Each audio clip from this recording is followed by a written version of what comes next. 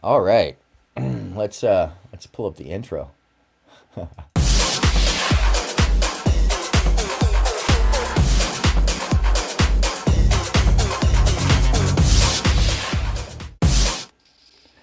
Hey, what's happening, everybody? I'm aronmsound, and this is a special episode. I'm going to be hopping onto a panel and streaming it directly down to you.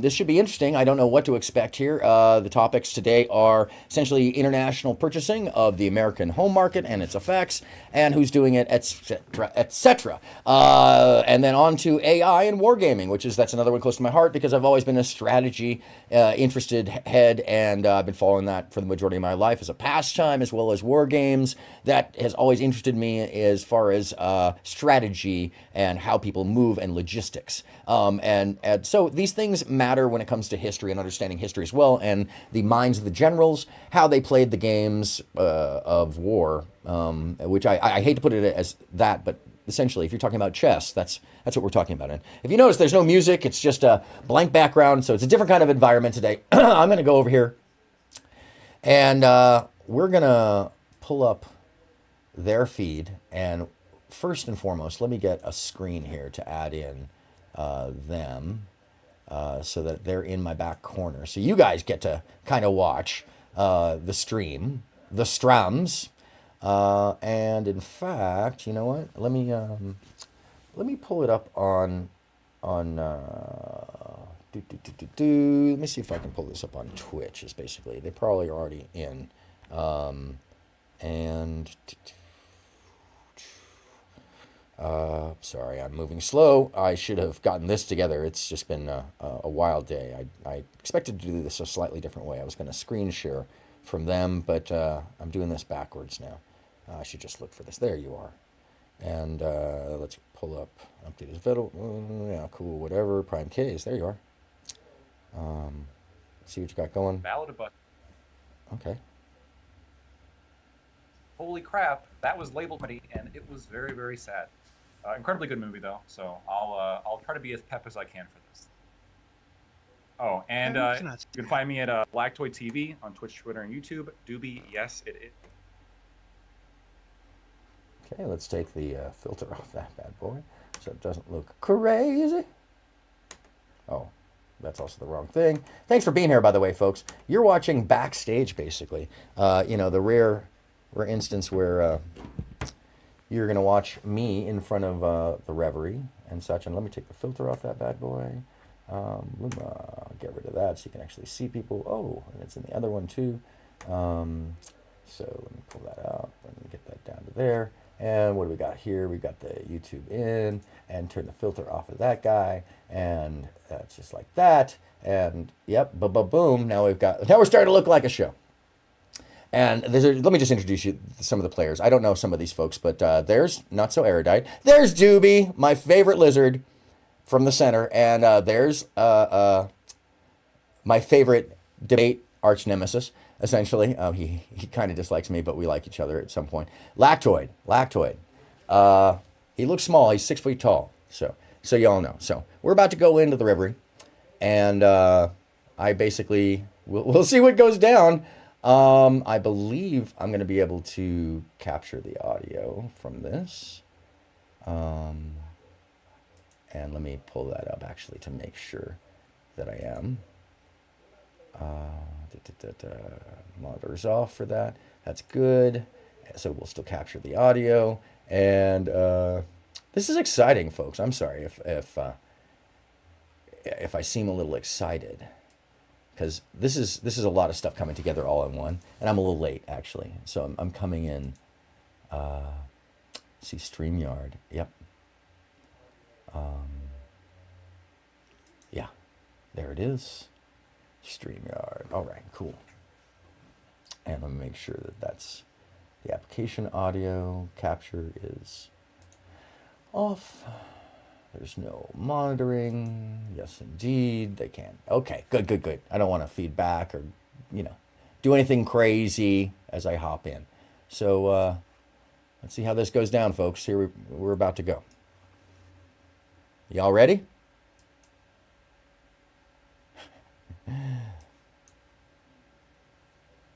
Let me me fade myself out.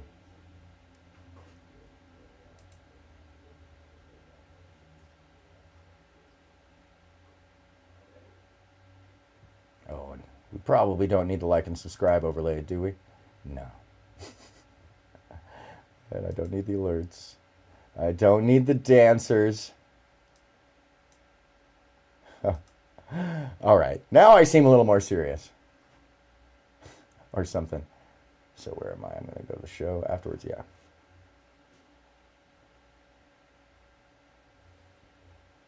Oh, shit. What's going on there? The YouTube page. Is that it? Video in. All right. That's what I want to see when I come in. Hey, everyone. Bridget, thank you for being here, folks. We'll see how I fare. Let's go. Let's get into this thing.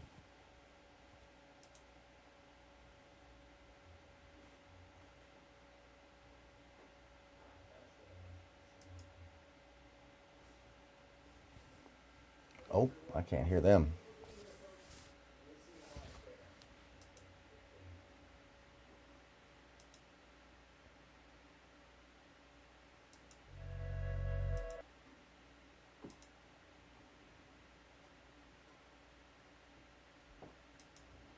Oh, that's what he was saying about. Yeah,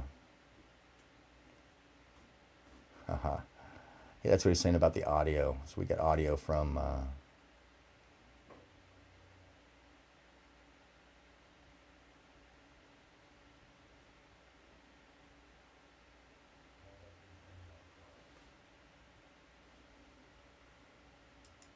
I gotta leave the studio real quickly. I gotta get their audio. So it turns out, I'm guessing.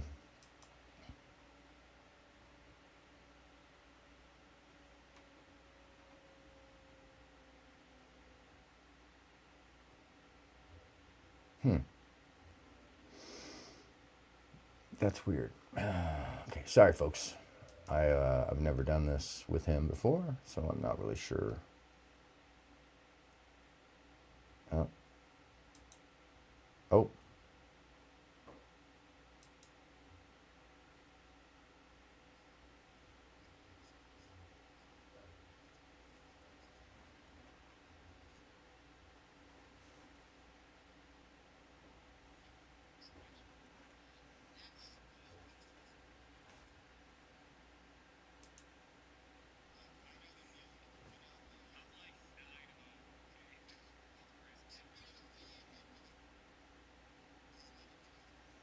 Huh.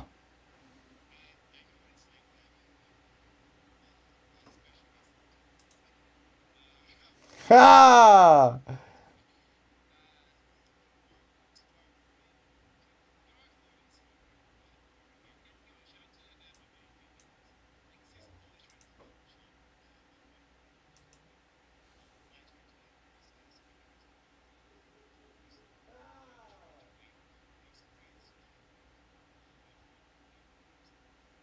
Thank you, GP, for everything you usually do for this community. How are you, friend? I'm doing well. Thank you for having me. Hello, 1, 2. All right, you should be hearing them now. Hi, we can hear you. We can hear you.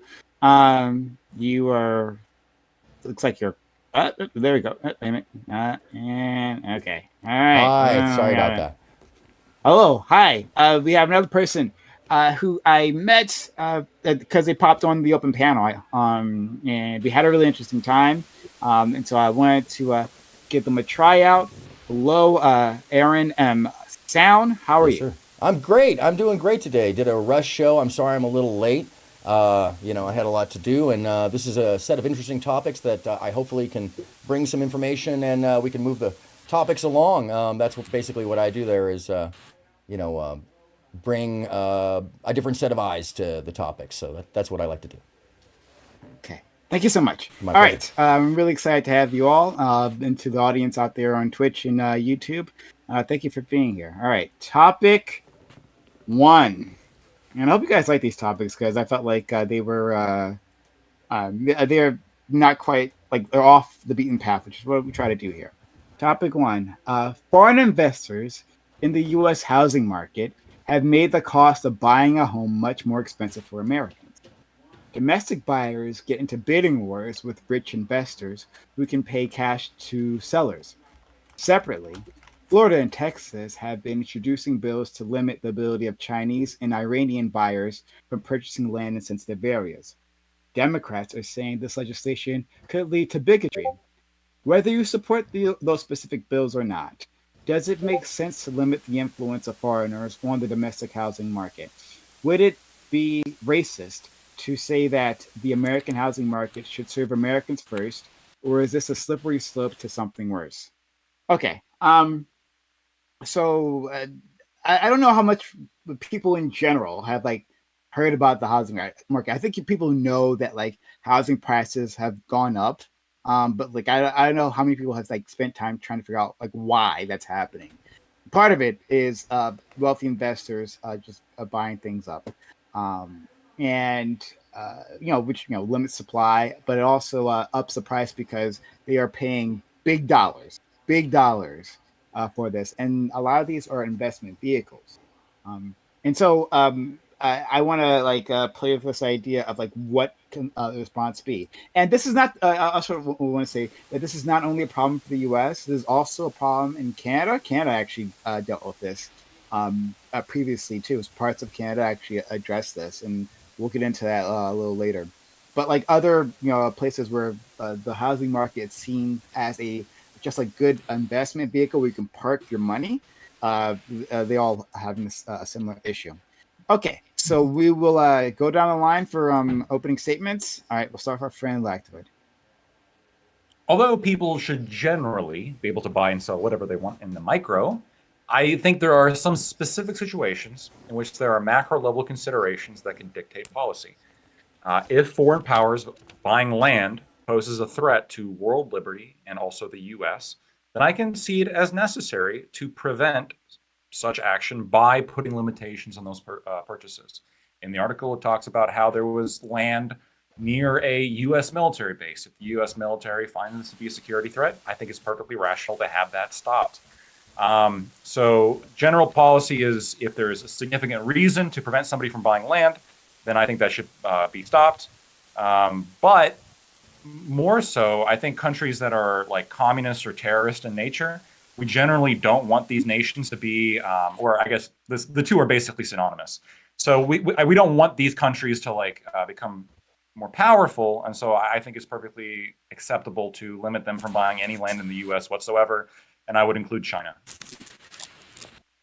Okay, thanks so much. We have some sort of like static. I'm not sure where that's coming from. It's M sound. I think it's just his feedback from his mic. Okay. I'm muted right now. I'm actually muted. Can you hear me? I'm able to hear you now. Oh, I'm sorry. I forgot there is a second side. My apologies. You may be right. Give me 1 second and I will correct that from this side. That's good. Sure. Thank you. Let's move on to FK. Hey. I know for a fact, and I 100% agree, that we probably should have restrictions when it comes to certain things like near airports. I know like if you go to downtown Dallas, near the DFW airport, there's 100% going to be building restrictions. There's restrictions on things you can even do around certain buildings based on, like, at least from what I was told by the people who work there, like receptionists. Ever since 9/11, they changed a lot of the rules with what comes to like what's allowed and what's not allowed near airports. And then I would even take it one step further to say that, like, I think we should prioritize people who want to exist in certain houses. So if there's like foreign investors that are buying up houses and no one's like living in those houses, I think those should be more prioritized towards like residents, people who are going to be there, people whose kids are probably going to go to school in that area, things like that. I'll end it off there. Thank you. Let's go to our friend Corey. So I agree with some of the sentiments outlined by Lactoid and FK in terms of like some reasonable restrictions that they outlined. Here is like whatever, not building too close to like a military base. But I don't think that addresses like the prompt as far as I can tell in terms of like how to address this sort of a housing affordability issue or crisis. And whatever, as usual, Canada is ahead of the United States in many aspects, as in like as you alluded to, Prime. Canada has like implemented, I think, a temporary ban on essentially like whatever foreign investment in housing or pretty much buying as an attempt to address the housing affordability issue. However, from what I can gather from like the numbers, as in like foreign investment in housing appears to be like a very small minority or percentage. I think if I remember correctly, I could be mistaken. It's like single digit percentage. As in like, and generally speaking, I think from what I could tell, it's not seen as an effective measure or really meaningful effective measure in addressing the affordability issue. And I think as far as I can tell from the United States numbers of like the total value of United States homes that I can find, the value for is about 45.3 trillion. And as far as I can determine based off research, is that foreign investment or purchases represents like in like hundreds of billions, so like a small percentage. I could be wrong, but that's the best number that I can come up with. So like basically, banning foreign investment does not appear to be effective in addressing housing affordability, as in it represents a minority of housing purchases. And I'll leave it there for now. Okay, thanks so much. Let's go to counterpoints. Yeah, we're not going far enough. I don't think we should just ban foreign investment. I think we should ban domestic investment. These fucking rentoid fucking leeches buying up dozens of fucking properties, keeping millennials in perpetual slave debt. You know, Prime over here is paying $3,000 a month for a fucking studio in some fucking shithole downtown hyper dense urban area. I'll try not to get too racist with it. So, Right? but the point is like Jesus. the properties should serve the population.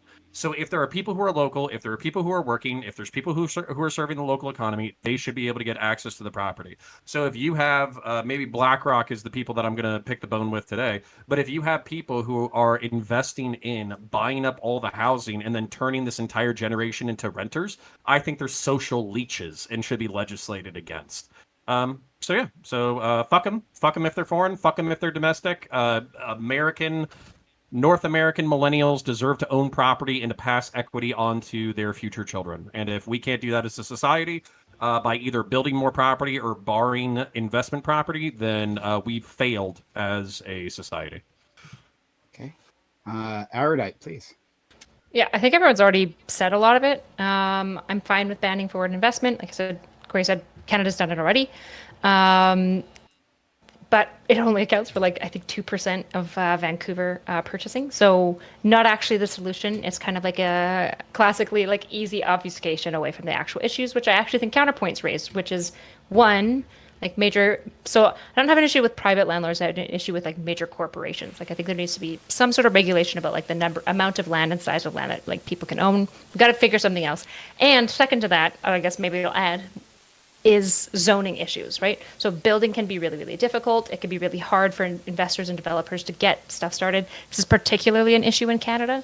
And so like a really big issue, sorry, I'm gonna have to mute somebody. The buzzing is distracting me. Where's it coming from? Is anybody else hearing the buzzing? Yeah. Oh, I am. Yeah. Okay, I was but it wasn't actually coming muted from the whole any. time, Yeah, so it wasn't me from you. that I think it's a dairy, I think. I don't want to point any fingers, but Okay, it was a Wow, that was racist. you know I me. was about to say my road mic is bad. What is going on? So yeah, I would add to that basically zoning laws. I think there's just a lot of old policy that is causing a really big issue in real estate, and we need to deal with it. Okay, thank you. Darius, please. Can y'all hear me? Yeah. Yeah. Sorry, Adarius. Apologize. That's fine. It doesn't matter. So I'm going to keep my introduction short and sweet. I do believe that when you have countries like Iran, Russia, or China buying here in the United States, not only is it a threat domestically, that is a threat globally. These are our enemies. These are not our friends. And I mean, again, we have Gen Zers and millennials who are working hard, who are working 40 hours a day, who are not able to buy property and pass on generational wealth to their children. Of our enemies who are buying properties in our own backyard. That is an issue, to say for right now. Thank you so much. Okay. And let's go to Aaron. I'm glad to hear that we're all aligned basically with the same information in hand. Generally, I don't think that we all have the same facet end goals, but I do think that we're at least aligned to see that there's a foreign set of powers that doesn't have our best interest at hand as a republic, that is taking away our chances and your chances to have home ownership, which is nothing less than wealth accumulation in the nation, or it has been for the past 100 years, and a solid source of that. And I would say my argument against corporations buying into it isn't actually so much about the larger investment platform, because that does, he's right, it is a small portion of the total picture. The bigger picture is in the builder side, where the investments go into these homes that become zombies. And I think it affects all of us. It's caused the housing prices to go out of control. And I can tell you from firsthand experience that the counties and the cities go along with the big money more than they do the little guys like us. Okay. And finally, Doobie. It's very unfortunate, but I mostly agree with I think all of you. I think that so I'm probably more toward Connor's end or Counterpoint's end, where I've been in favor of banning like all foreign like home buying or land purchasing, but I would not restrict the investment of like citizens, right? So I'm totally okay with BlackRock or whoever buying up thousands of properties and turning millennials into perpetual renters. That seems fine to me.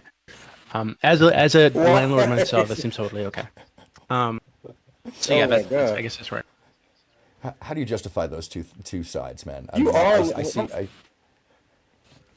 Open to the panel. Yeah, so because Doobie's fucking perspective on everything is get good, you fucking dorks. I think it's kind of weird how some of you, because I don't think this is like China targeting America, trying, like, it might be some parts of China, right? There might be some agencies trying to do some weird stuff, but like the reality is most of these homes are being bought like just people in China who have a lot of resources, right?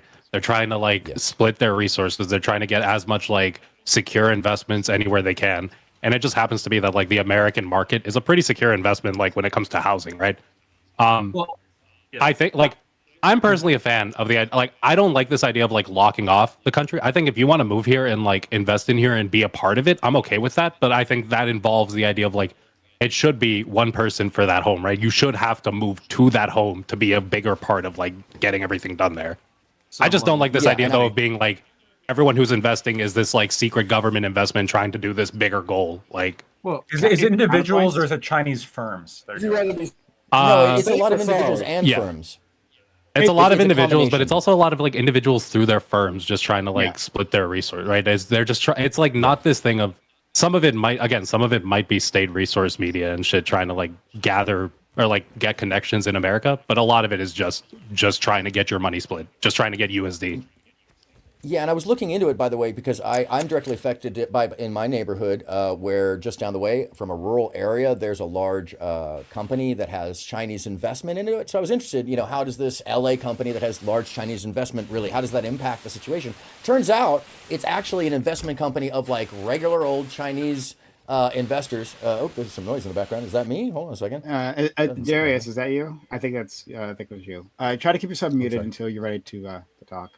Go ahead. I apologize, Aaron. It really does impact in a certain facet that we now have a foreign country inadvertently or advertently, whichever you want to take it. There could be both sides of that. But we do have a foreign country putting in a good amount of investment that takes away the ability of Americans to invest directly. And so I think quotients should be had. We used to have quotients for this stuff where there's only a certain amount that can be had that's reasonable to the affair, and that's held by the counties and the state levels. So what do people think about that? Do you think we can limit it that way and use a percentile quotient and without getting racist and bigoted and end up turning into a redlining, which is also impacting the other side of this? We're not talking about the redlining leftovers. So.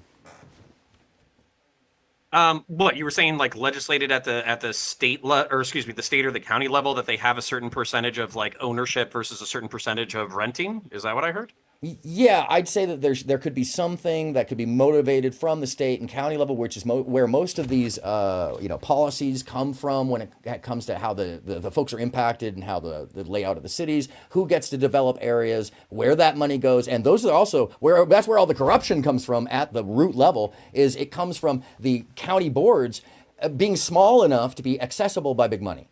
So Sure. they don't get to be in like, for instance, and this is just very simple stuff that does affect the whole thing.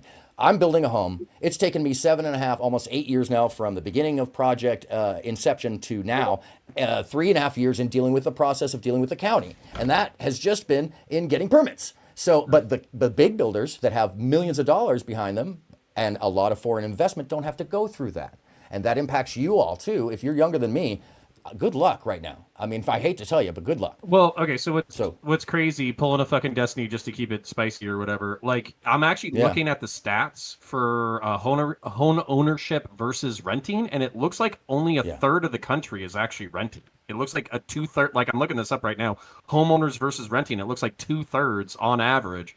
63% in like Washington and Portland, 72% in Idaho, 69% in Montana, 66% in Florida.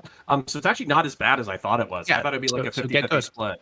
Yeah, so get good. Depends on your age. Yeah, but isn't it generational though? Yeah, What are that's exactly where I was going to go. To kind of also give us maybe something else to chew on, something that the World Economic Forum and the globalists want us to do is to build 15-minute cities, basically like walkable, low car use, mixed zoning, all that kind of stuff. And I actually think that a lot of this stuff could be fixed through intentional urban design, trying to make the cities of the future. Fucking and then also Judge Shred super blocks. Yes, exactly. Yeah, and then literally Thank you like for that reference, by the way, as a Soviet Judge Dredd apartment fan. blocks. Is what you're talking Sure, yeah, let's do some brutalist architecture, and then like that would having happen. a certain percentage that's required to be renter versus required to be ownership. I think that'd be perfectly fine. But hold on, I don't know how that. Okay, well, a certain amount that's required to be renter and required to be owned, but that doesn't. I don't know how that stops people from buying our property, right? Like there is a lot of investment in the American housing market, right? Like it's like as among all housing markets, it's like the most stable, it's the best investment for anyone. So there's a lot of. What? So there's a. Sorry, you go first. Well, I was just gonna say, Doobie solved it with Get Good. So we could just let BlackRock and the Chinese multinationals and the all the multinationals or whatever, we could limit them to buying exclusively condominiums in the Judge Dredd apartment blocks, and then we could limit the amount of apartments that they can buy, and then we can just let them be parasites on the American working class, where they just turn them into debt slaves for the rest of their lives. But as long as we keep like a 60-30 ratio, where it's 60% homeowners, 30% debt slave, then we can. I'm okay with Doobie just saying get good. So I guess one issue when I'm looking up stats is that millennials are getting into homes later, right? So 50% of millennials right now in 2023, from what I can see, I'm sure people will define. This is my cursory glance. About 50% of millennials now own their home, which was a pretty big jump during the pandemic.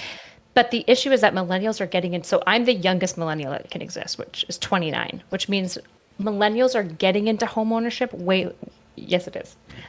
Way later. I'm a millennial. I'm 27. Super fucking old. Okay, I'll just check it.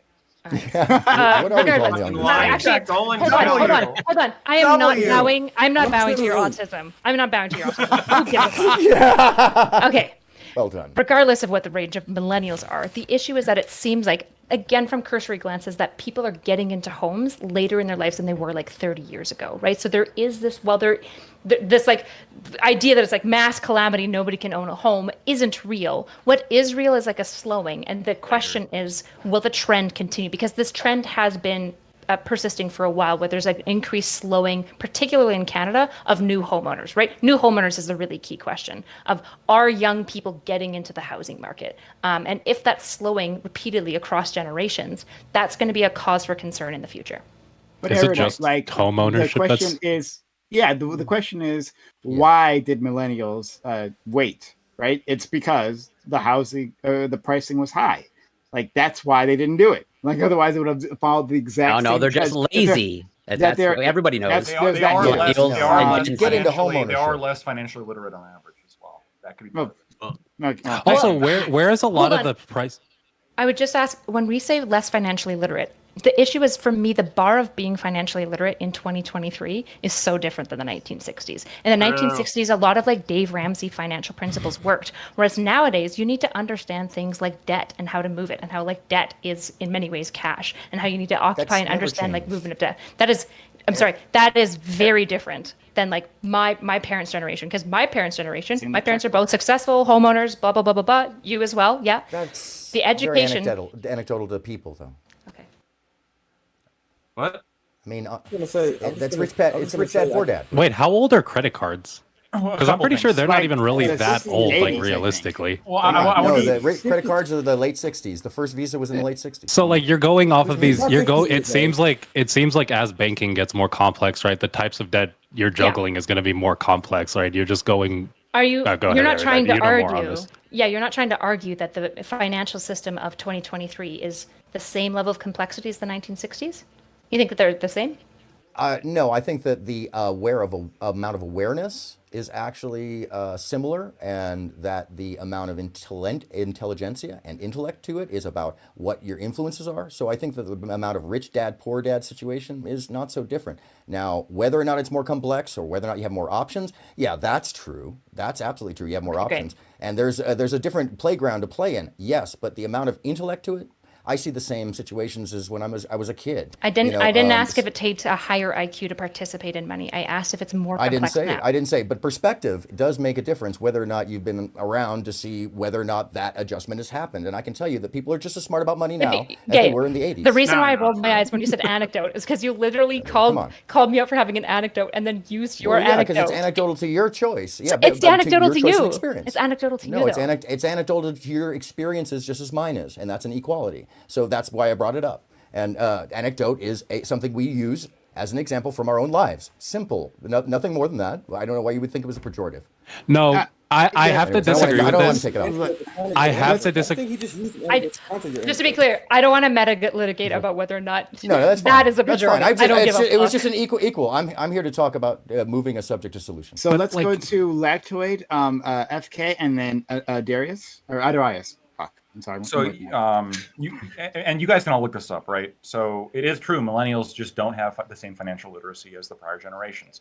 When asked like very basic financial questions, a smaller percentage of millennials get the correct answer as opposed to prior generations. That doesn't mean that buying a house is always the financially literate thing to do. Like Counterpoints brought up, a majority of Americans do own their house, and apparently now 50% of millennials do. And I'm guessing the number is going to increase as the pandemic shockwave cools. The pandemic shockwave raised construction costs because obviously it closed the businesses that were creating construction materials. New homes being built slowed to a crawl. Overall sales of houses slowed to a crawl because people didn't want COVID-infected people touring their houses. There was all sorts of reasons why this happened. And yes, COVID put a tremendous amount of a bulge in the price of the housing market that will have to come down at some point, at least compared to inflation. So that all being said, now that we know that millennials aren't as financially literate, but even despite that, there doesn't seem to be like a sky is falling moment. I'm curious, Counterpoints and a couple other people brought up how we're going to stop domestic property investors. From what I've read, most economists believe the way to lower housing costs is just to manufacture as much as possible. Why would you disincentivize large property management companies from building more housing? Wouldn't that be actually antithetical to lowering housing prices? No, I'm actually I'm changing sides now. I'm with Doobie. I'm on the get good side. Get good. So, all right, base. All right. Us lazy millennials. No, hold on. Let me. I want to articulate this though, because here's the reality. So millennials are getting into properties later, which could be a problem, but we're getting into everything later. We're marrying later. We're picking careers later. We're doing education more slowly. We're not just turning 18, getting our high school girlfriends pregnant, and then working the same job until we die. And by the way, that's not a life that I would want to live anyways. So if the price I have to pay is I have to wait a decade later in order to get home ownership, okay. And then also the boomers are going to die, so we'll be able to we'll be able to jump on their heads you get their home. People, right? Yeah, Mario and just Luigi, and we'll just burst the Consume them. coins out of their corpses. It'll be fucking awesome. And then basically, as long as the domestic and as long as renter versus owner stays at a 70-30 ratio, I'm okay with that. The two problems that I'm seeing as far as like markets is California and Nevada, which I just view Nevada or whatever as like mini California. They're at like 50%. So I would view that as something going wrong where investment is creeping into population density, which is causing less home ownership. I would socially engineer against that. Okay, counterpoints, real quick. The one thing when you said, like, as long as the ratio remains the same, we do see an increase of urbanization and a move away from the sort of like suburban. Look, I have a house in suburbia. It's fucking awesome. I love suburbia.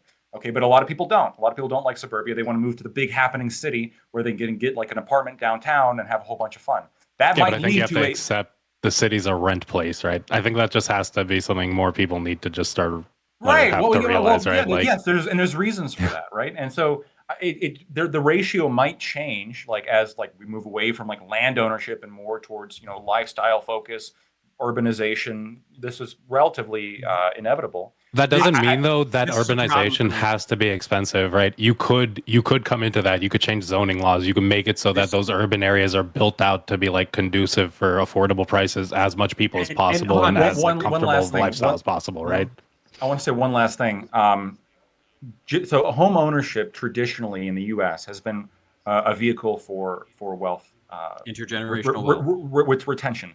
But the reason for that actually is not because homes are like a super solid asset in terms of like appreciation compared to the market.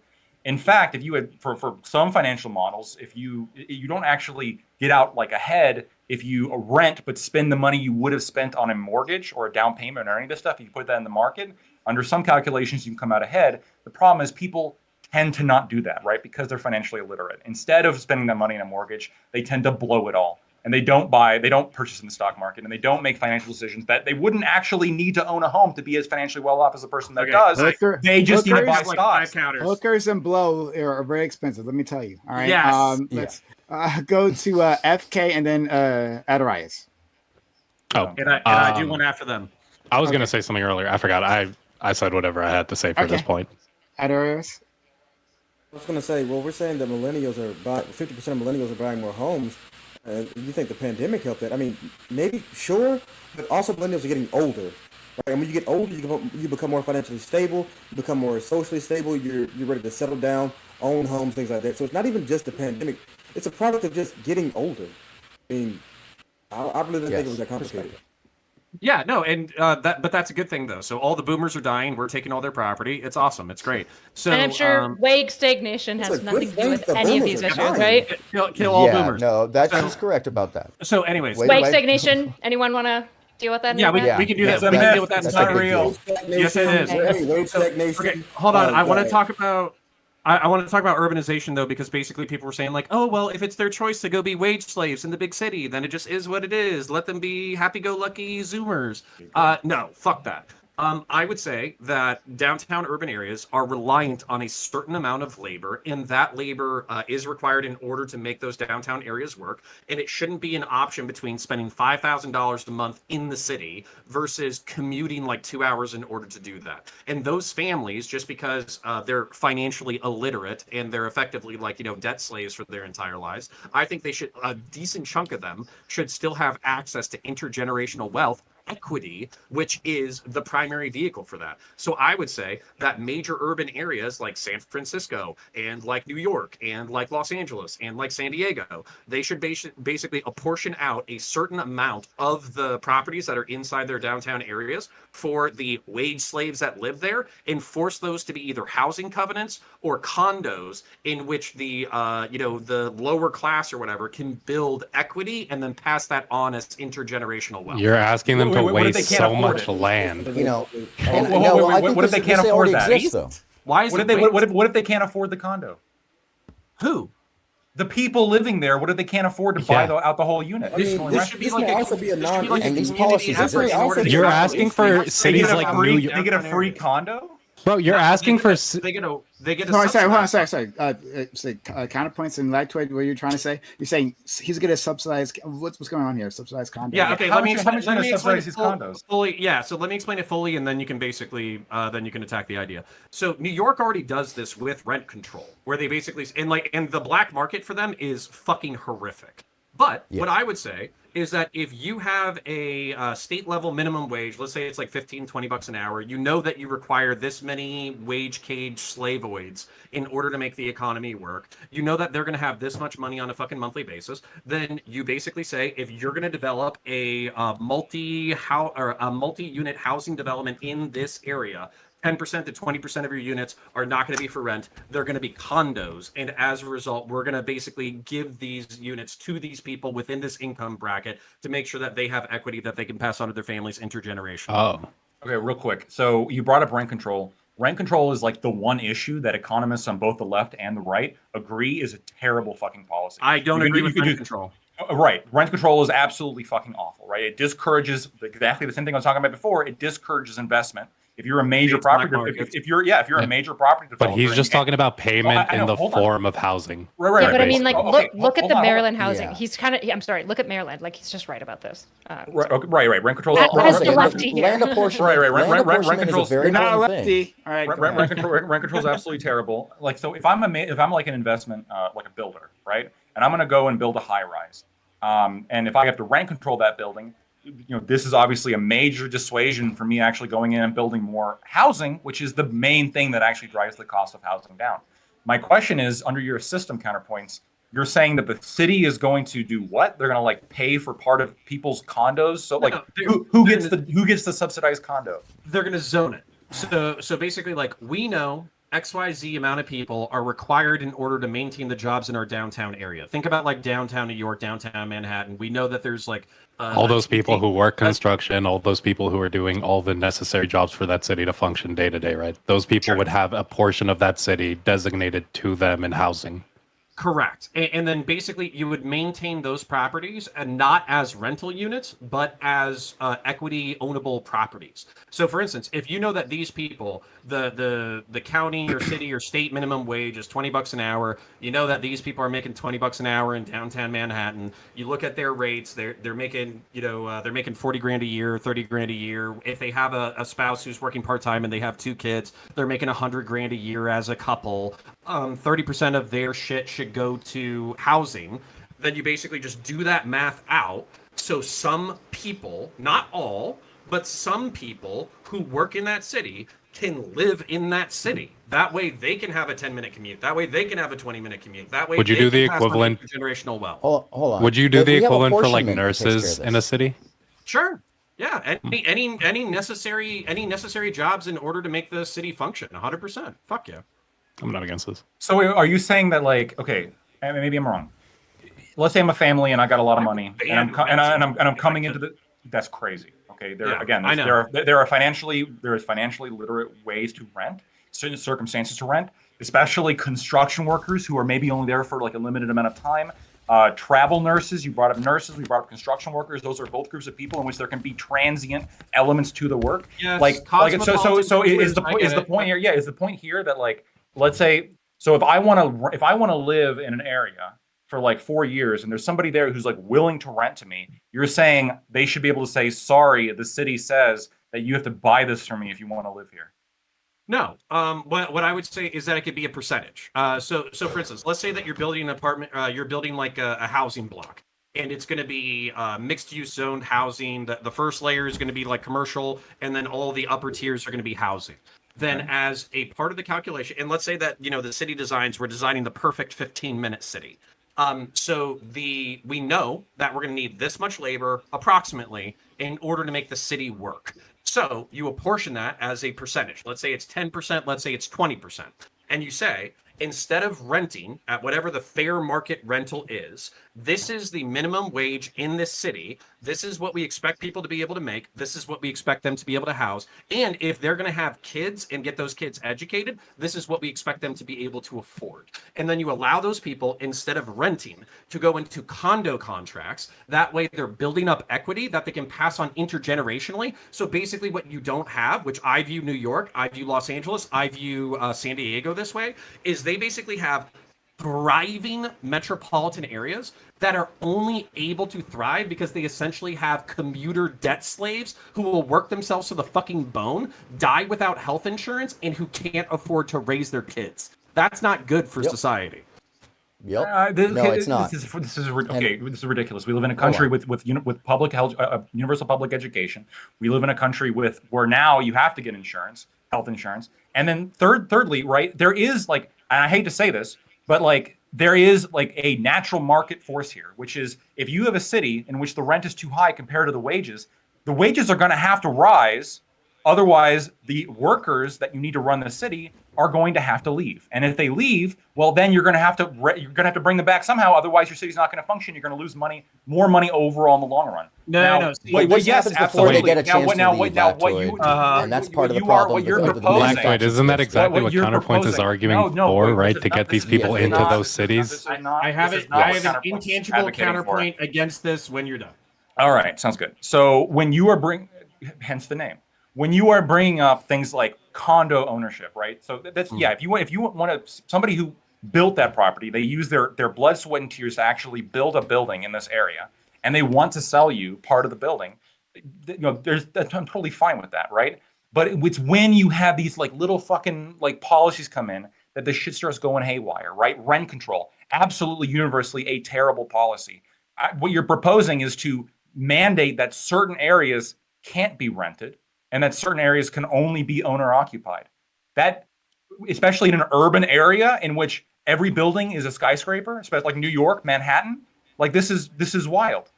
There's transient workers that are cycling through a city all the time. And yes, you have people that want to live in a suburb, want to have that life, and so they're going to buy a house 3 hours away so they can spend their money doing other things that they want. Okay. So my point. Yeah. So people are trading being wage slave. What a weird concept. Hold on. Talk to a working class person, and wage slave is not a weird concept at all. And then, sorry, Darius, if you want to finish, but I do have a counterpoint to this that I want to finish. So, Darius, or Adarise, you want to finish? Yes. So people are trading being wage slaves for the nightlife is basically what I'm getting here. Well, okay, yeah, and so backing this up, there are intangibles. Yeah, I don't know. There are intangibles to certain metropolitan areas. Like people like to live in San Francisco because they want to be a part of the West Coast elite that likes to smoke pot and have gay orgies. They want to be a part of Los Angeles for Tinseltown and Hollywood. They want to be a part of New York because they want to go to the city that never sleeps and all that kind of stuff. And basically this is what happened to my peers, because my peers did, they actually did well, they survived, they got good. But when they were young, if they were unskilled, what essentially would have happened is these cities would have attracted these people for the intangibles. It would have rinsed them dry of all of their resources in order for them to try to survive in that city. And when they couldn't make it, it would have cast them out of the fucking city. And basically other people would have said, get good. So no, I am perfectly fine with saying that 10% of the housing within a major metropolitan area can be equity, and you have to build equity instead of being rented, so you don't have generations of people just getting fucking fleeced. And then I'm also okay saying that income should be proportional to the people who are making money within your city for the stratified lower plebeian fucking classes. I don't think that major metro areas inside the United States should be exclusive places where only the fucking rich can live and raise kids and have families, because it's fucked up, it's classist, and basically it makes me want to throw Molotovs at downtown areas, even though I'm not Antifa. So, all right, one quick response. So, I own a house. It's in the Midwest. I pay ridiculous. The mortgage I pay is absurdly low. Okay, because there are amenities that you don't get when you live far away from a city. This is what makes cities so desirable, right? There's all sorts of nightlife. There's other people. There's more restaurants. There's more goods and services available. The place is boring. We got it. Yeah. Sure, you can say that, but this is a trade-off that I have consciously made in the interest of financial responsibility. What you are essentially doing, if you can't, literally, this is you're advocating for price controls, right? When it comes to any kind of product in which there's going to be a strong demand for, and not obviously a capped supply, like real estate. of course you're going to have the places that everybody else wants to fucking live. Of course they're going to be more expensive to live. That makes total fucking sense. Of course you're going to have to make more money in order to like buy it or occupy a piece of property that everybody else wants to fucking buy or everybody else wants to You're just rent. explaining the fucking market to me. Yeah. So you're explaining the market, but what you're doing is you're advocating for artificially restricting like the market from like allowing people who are actually occupying the demand for that product from being able to occupy the demand for that product. If you can't afford to live in a city, like you have to fucking move. Okay. I don't live in a downtown urban area. Why? Because I crunched the numbers. I'm a little bit math brained. I decided maybe that's actually not going to work out for me, so I didn't do it. Something I don't think. I also don't own a golden Mercedes. Maybe Counterpoints has brought this up, but I might have missed it. But like, also, there's the idea of public housing. I'm not sure if we really touched on this, but we could. Okay, there you go. Never mind. So you could have massive investment in public housing. We could give that actually incredibly try rather than within our the American tradition. I don't know what it's like in Canada. That might be interesting to talk about. But within the American tradition, we sabotaged that 100%. and we decided, this is just going to be a shitty thing, and we're going to impose this on like the most vulnerable. But we could just decide that a portion of this housing, if we're dividing housing into portions for these cities, right, that a certain amount of it is dedicated to public housing that has reasonable rent and that allows for those migrants, transients that you were talking about, and it gives an escape valve, I guess, for others who just want to be a part of this situation if they're lucky enough to get a spot. Okay. Can I ask how do we get rid of this bias lucky enough to get a in the apportionment? How do we get rid of the bias? As opposed to if they work and are financially literate. To be fair, Prime, I don't give a shit about to be fair, Prime, did we go into this with the idea of like we want to make it as shitty as possible? I feel like realistically, right? We went in, we were like, hey, whoever's the lowest bidder is going to get this project. We gave it to the lowest bidders. They built out like the cheapest thing they could. I feel like, again, this is more of a case where we need to have standards on how we want things built, what we want to like maximize, and impose those standards on the people who are building out our properties. And that's half the problem, by the way. That's half the problem. I'm sorry. Go ahead. Aaron. I think with public housing and stuff, I think governments that want to instantiate welfare systems, I think is totally fine. But I think that governments that are like wise should try to like get on the back of the good of private industry and then subsidize it through like government money, but not have it government run at all, right? So like there is public housing in Canada. Some of it's government run and some of it's going to be nonprofit run. A lot of times you can tell a massive difference. A lot of nonprofit run businesses that have like housing that has been partially subsidized. So the nonprofit pays for the development and they house it all and they do all their donos and they get supported. But the nonprofit manages the property. They do everything with it. Those properties tend to be okay as long as they can get like zoned in a location that isn't like super high in crime, because a really big issue with all this public housing stuff and high affordability is that you typically have like highly criminological individuals that are oscillating between same individuals. Like you've got high criminological people who don't have jobs and are cycling in and out of jail next to young refugee immigrant families that are like just trying to figure out how to like exist in life with young children around these criminological spaces. So I think when it comes to like public welfare type stuff, I think we need to be really, really cautious about the way that we roll that out, because I think it's good to have welfare services, but I think a lot of times, like when I look at like public welfare housing, for example, it's almost always seedy, it's trashed, it's destroyed, there's drugs on every floor, it's dangerous to have children around, nobody does repairs because it's too expensive to do repairs because it'll be broken next week, it's not maintained, and it's dangerous to be around at night. And it's just like, this isn't what we want. Sorry, hold on, before you get into that, so as a response to me, so we're going to go Aaron, counterpoints, this is your hand friend. Adarius, if you want to jump FK. All right. So there are lots of things that cause poverty, right? One is disinvestment, having a lack of like you're just describing what it is to be poor. Right. So how do we address that? Yes, it's not simply creating public housing and hoping for the best. It's a multi-pronged thing. But it starts with housing. Housing is, I think, at the center of it. Well, one thing, don't segregate. I don't know what the history of Canada is with segregation, but here it's like the biggest factor in determining who's going to your life outcomes. And you're aware of all this. So like if we place Like these redlining neighborhoods so that like blacks keep on being forced into a very specific location and then like Blacks. see problems. Wait, but don't you have to segregate in You missed some not type? black. Don't you have to Yeah, kind of big- segregate in some type of manner though? big- Like, because it hold on, seems hold like on, hold on, sorry, Yeah, sorry. So yeah, like It happens. It's gonna so happen naturally. we it has to be within integrated strategy. These people have to have access to better schools. They have to have access to transportation to get to better jobs. Like that, it's all part of that. But I think it starts with housing because housing is the if you want to disempower people, you do it through housing. It's the single easiest way to do such a thing. So that's why I would start here.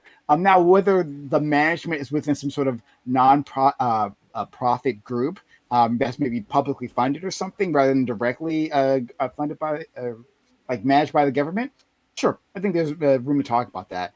But that's where we start. So, Erudite, if you have something you want to say, then we're going to move around. And Corey, I see your hand up as well.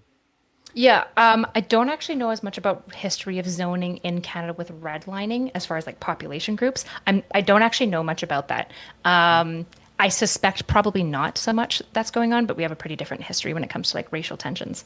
I see what you're saying. I always want to be really cautious because while I value the purpose of what a government does for us, which is like trying to protect and like it's trying to protect the citizens. That's its goal fundamentally. The problem is that like the government is a big, fat, slow-moving boat, which means that it can be really like bad at responding to like economic needs, like housing, which is going to like flux up and down, for example, just because of like the immensity. It's not even a critique of like the government's bad. It's just saying because of the size of bureaucracy. I find, for example, countries that I've been looking into, for example, there's going to be a really loud alert in a second, that invest in, for example, governments contracting private contractors or nonprofits. They pay them out as part of a taxpayer service, but it's not government run at all. It's just government standardized. I see it as a way better alternative than just like a government run facility. Okay, let's go to Aaron. Then we'll go to Darius because I'm trying to talk. Then counterpoints. FK Corey. All right. And by the way, we see just some basic differences in the way our systems run. We could never trust our local systems to do this because we see corruption in them at the local level, unfortunately. I've seen it in the dealings with the redlining left over in the way the policies are made in Los Angeles County. But one of the biggest issues, and I just got to point this out, that it's not about folks not buying into the system, at least here in Los Angeles County, one of the largest populous counties in the nation. It's actually about a moving goalpost of wage stagnation, to your point, Erudite, that has allowed for the cost of homes to go out of range of people who live in those areas. And I am one of those people. I got moved out of my own local territory off into another area that's basically I had to go into, and lots of people like me in my age group and your age group are having to move from where they started because they can't afford to live there anymore because their wages have stagnated and then the prices have raised incrementally, in fact exponentially instead of incrementally. And I would say there's certain areas of redlining left over of this where the housing prices are really getting basically undone or dropped on purpose because of where people live. So you add these things together, and then people do have to become, as you're calling, a slave to the wages, because now they're forced to move further away to a place that's lower income, in this case in Los Angeles County, out to the desert, where it's less, comfortable. And who's living in these places? Who's building here? Where are these large developments coming from? They're coming from the allowance of large firms to make zombie villages that then are basically investment and rental properties we're seeing in LA. And in the high rises in downtown, it used to be an option to live there to be cheap because you did have access to the rail. But now those things have been put out of price of the locals. So I would say that the apportionment biases that come in the county level restrictions and policies or the rules are never enforced in the US. How do we get them enforced? Whether it be and this is the problem. We could have public housing. We could have cheaper housing. We could have better policies to build easier, faster, which is half of the other problem. There's so many complex issues in this. But when it comes down to it, if you want to boil it down to, it's the local level making policies that don't apply to people in the now. And it is the slow ship. And I don't think we can fix it without really getting into the nitty gritty. Okay. Thank you so much. Let's go to Adorise. Well, so the only thing that I was going to say here was, and I kind of agree with everything Aaron said there, so no contradiction there. But the only thing that I was going to say is, I mean, even without redlining, people naturally segregate themselves. And people, I mean, homophily is a sociological term for a reason. We prefer to be around those who are more like us.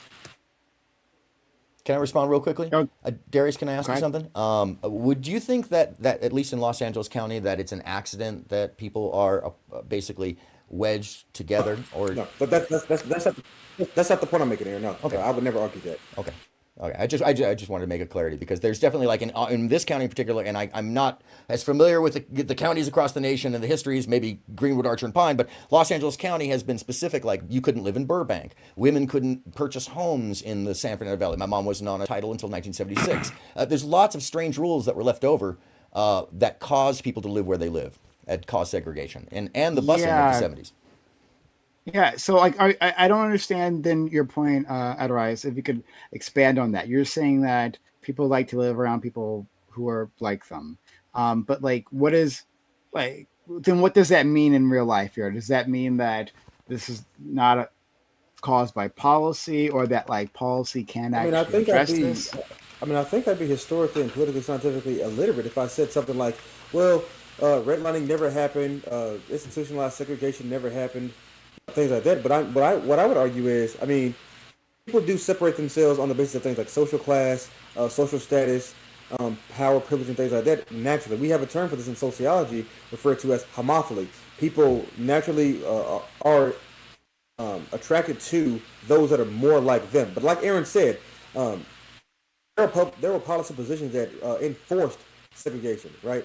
But the only thing that I would argue is, again, notwithstanding any of that, because those things were horrible, the only thing that I would argue is that people segregate themselves naturally, right? I just don't think it should be reinforced. Sure. I mean, you keep saying that. that, but like, what does that mean? Does that mean that policy cannot address this?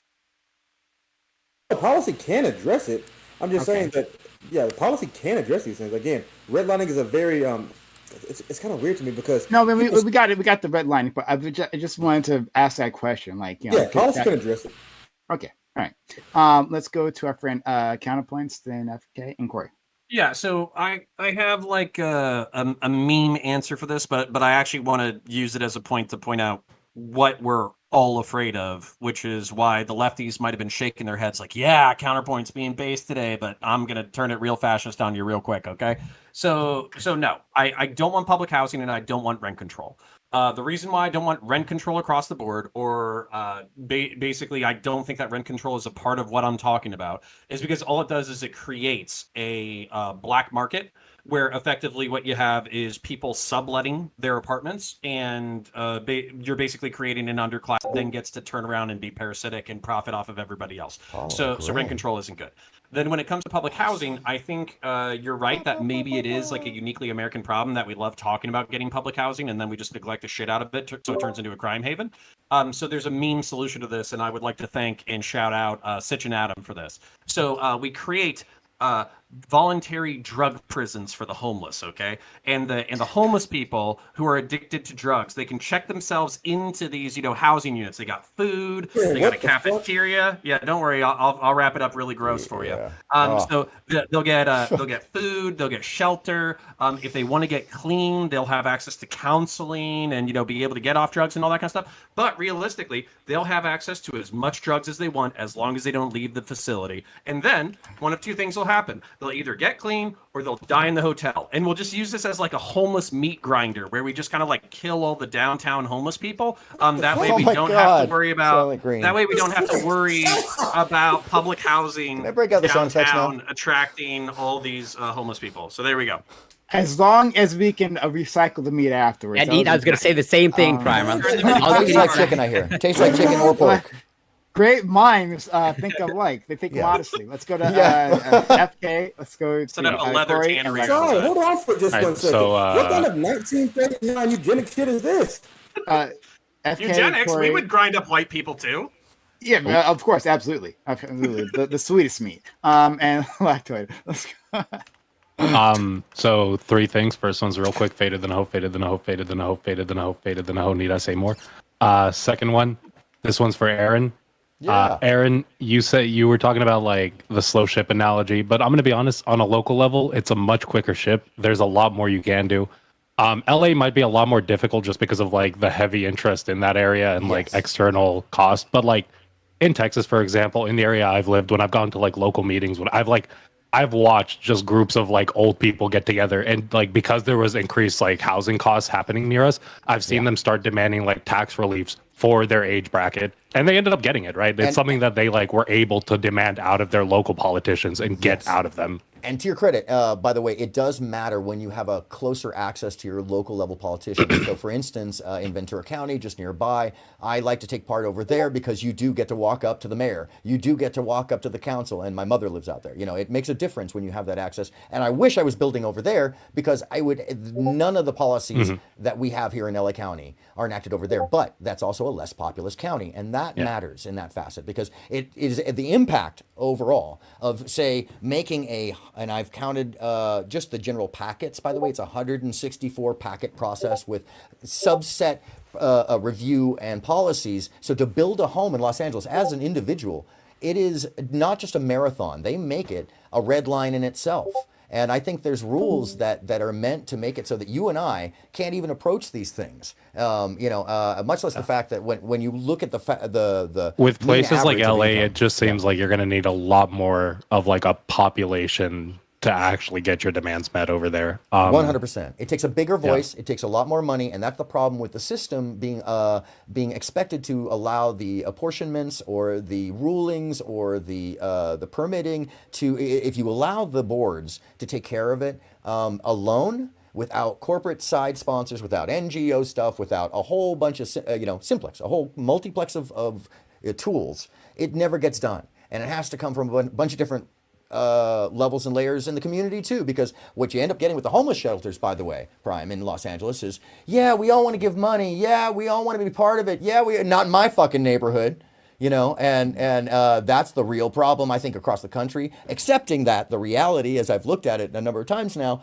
it never affects the neighborhood, but in a positive fashion because it actually builds out infrastructure across the board. And by the way, when you have, at least in LA, the numbers are proven. There was this big place in Venice that does welcome in homeless people and has for a long time. And it was settled in an expensive neighborhood. And here's where I'll land the plane. The complaints were all about what it was going to do. And then there's no complaints after it's been built. Or very few compared to what they expected, I should say. This kind of feeds into my third part of this, which goes to erudite. From the way you described it, it seems like there is kind of a need for some form of segregation in the way that we integrate people from certain backgrounds back into normal society, right? Like when it comes to people who are addicts, right? It seems like we might need to have a process where those people do have to be segregated into a group where we can focus on dealing with their addiction, but also find ways to slowly integrate them back into the general population over time. I don't know how much you guys. I know Connor's ready to geared up to talk about, and that's because Connor's worked on the front lines as well as I have. I don't know if anybody else in the space has worked on the front lines with addiction and stuff. This is going to be a really big thing to tackle, right? I'm not sure. I'd be curious, Aaron, to see what you're finding. Typically, in most stuff that I look at, we do actually see a pretty large increase in crime, particularly specific types of crime, which is typically theft, right? People are like, oh no, I'm going to get people aren't getting assaulted almost ever.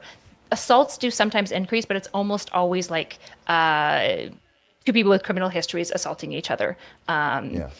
So do we need these segregated populations? I don't actually really think so. I think one factor that we know, for example, for criminological individuals, that is a dynamic factor, so that means it's changeable, is who you spend time with, right? The likelihood about whether or not you're going to commit another crime, about whether or not you're going to continue in your addiction, is in large part set by the people that you surround yourself with. So the idea of putting them all together in a little hole and being figure it out, and when you're better, come back here, is really awful. But the trade-off of the reality is that if, for example, you have a homeless shelter move in your neighborhood, you're probably going to see greater car thefts, which is super frustrating. You're probably going to see overall just thefts in general increase, potentially break-ins as well.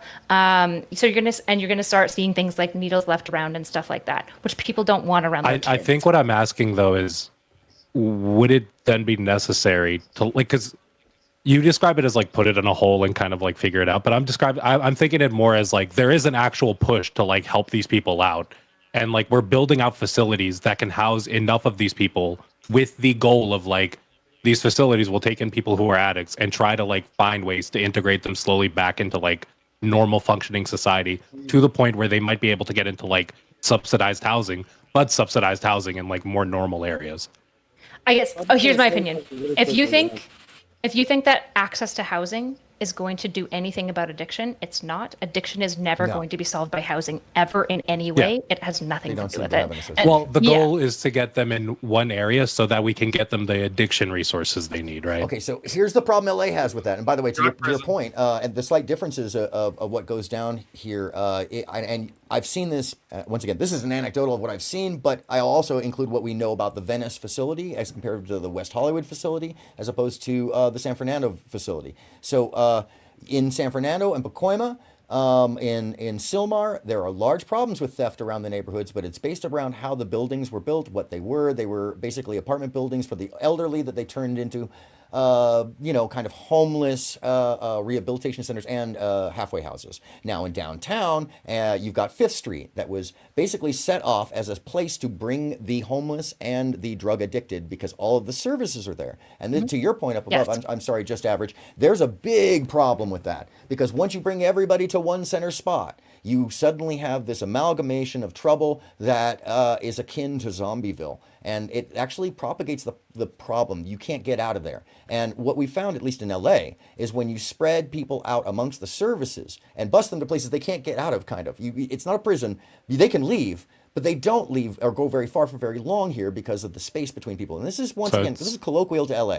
So it's just better to have smaller. It's just better to have smaller individual facilities than like one large facility. 100%. Sometimes. Sometimes. In our case, it is. In Los Angeles, and this would be busing. Busing's the big difference. So where I'm from, Sure. I worked at a center that was building 2 other centers around the city that were super far apart. And one of the biggest issues that all of our clients dealt with was that there was basically no medical doctors that were reasonable, like good to work with on as far as like addiction complication. They're all women as well, so kids and stuff. So that's a pretty complex need of doctors. And the main doctor that we had access to that was willing to work with all of our clients was a 45-minute bus trip across with then a wait stop that was 20 minutes and then another 30 minutes. And you're expecting a single mom with 4 children who's trying, but which by the way, I've had the main number of clients in my treatment center who would relapse after making it 6 months was because they met somebody on the bus. And so spreading it out can help if you have really great public transport. But if you don't have good public transport, it's a nightmare because these people are then like stuck, and people who are actually trying to transition out of these spaces are like the most. So it's like, it's good because it kind of separates the like tensions and potential like gang related stuff that's happening in like these spaces. But the people who are trying to transition out are actually going to be hampered by that because of less access to things that they need. I feel like I'm passionate about that though. Just really quick. Sorry. We got other people who want to go. So we got Corey, we got Lactoid, and then well, I might be resurrecting a point long gone, but I do want to attempt to address something that Lactoid brought up earlier, or the point that you were making earlier, in terms of like the way you describe it, at least the way I sort of like understood it, is like, you live in the suburbs, and I don't know what state that you live in, but obviously don't reveal that if you don't want to, but I'm assuming in your state there is probably some sort of like city or metropolitan area. So do you think that are there any advantages to you having a metropolitan city in your state, or rather, do you think that you live in a perfect vacuum and like there's no effect on the other? I mean, it depends what kind of lifestyle you want to live, right? There's states that have a lot more cities, and if you prefer that kind of lifestyle, you can move there. No, I'm asking you, do you think in your area that you have any sort of indirect advantage of having a city or metropolitan area in your state? I don't know, right? I think that you have states like Wyoming that really don't have any kind of metropolitan area, and that facilitates a particular kind of lifestyle. If you're asking me personally, is there some kind of like amenities? I mean, yeah, I think it's cool that like I could commute into the big city if I wanted to like enjoy the amenities there. There's no restriction. I'm not talking about direct amenities. It'll also probably attract more investment, right? More companies building out more jobs for your state. And I would also ask the question in terms of like, without getting too far into the weeds, is your utopia of the United States it's just like a suburbs across the entire state, or do you recognize that some cities need to exist? I'm perfectly fine with cities existing. That's not what I asked. I understand that you find in my perfect utopia. I understand maybe abolishment of the state or something. Yeah, right. So, as in, like so given the population of the United States, do you think that it can sustain itself on suburbs alone? No, I think it could probably sustain itself, but I think there is like In a trend of meaningful urban. way, like Yeah, the way that yeah. you would want? Okay, I would push Sure, back. sure. It literally like we have urban areas, we have suburban areas, we have rural areas. Each one comes with its own pros and cons. Each one comes with its own specific lifestyle. If you're living in a rural area, you're not going to have nearly as many amenities, but you're going to have other things. You're going to have easy hunting access. You're going to be able to farm your land. You're going to have basically no restrictions on what you can do with your own property. A lot of people really like that. You're going to have peace and quiet. There's all sorts of benefits that come there. But if you're like, you know what, I prefer living close to nightclubs and my favorite restaurants, 8 of which are within like a 500 feet radius of me, then maybe an urban area is for you. Again, not what I guess I should ask you more directly. Do you think there's any subsidizing that happens of suburban areas that comes from cities? So the data on that is unclear. So it's true that suburban areas do require more resources given that they're further apart. However, the tax base from suburban areas per capita is significantly higher. People in suburban areas like pay more per capita in property taxes. So if they're paying however much they're using, then yeah, I would clearly say they're being sustainable. If they're paying less than they're using, then no. Right, but you do recognize that there are probably some suburb or suburban areas that could not probably subsist all that well in their current form without an existence of a city. I do not accept that. I don't know if it's true. That's been true up until the past 10 years. Yeah, I mean, I don't know if that's true. You haven't you have entire areas that are just the only reason I'm pulling a fanatic, the only reason why you can say what you just said is because of work from home. That's the only reason why you can say what you just said. Literally up until the past decade or 2 decades, suburban areas were completely developed around urban areas because urban areas were where the jobs are. How the fuck do you pay for a suburban house if you don't have a fucking job that pays for it? Tiny houses. suburbia.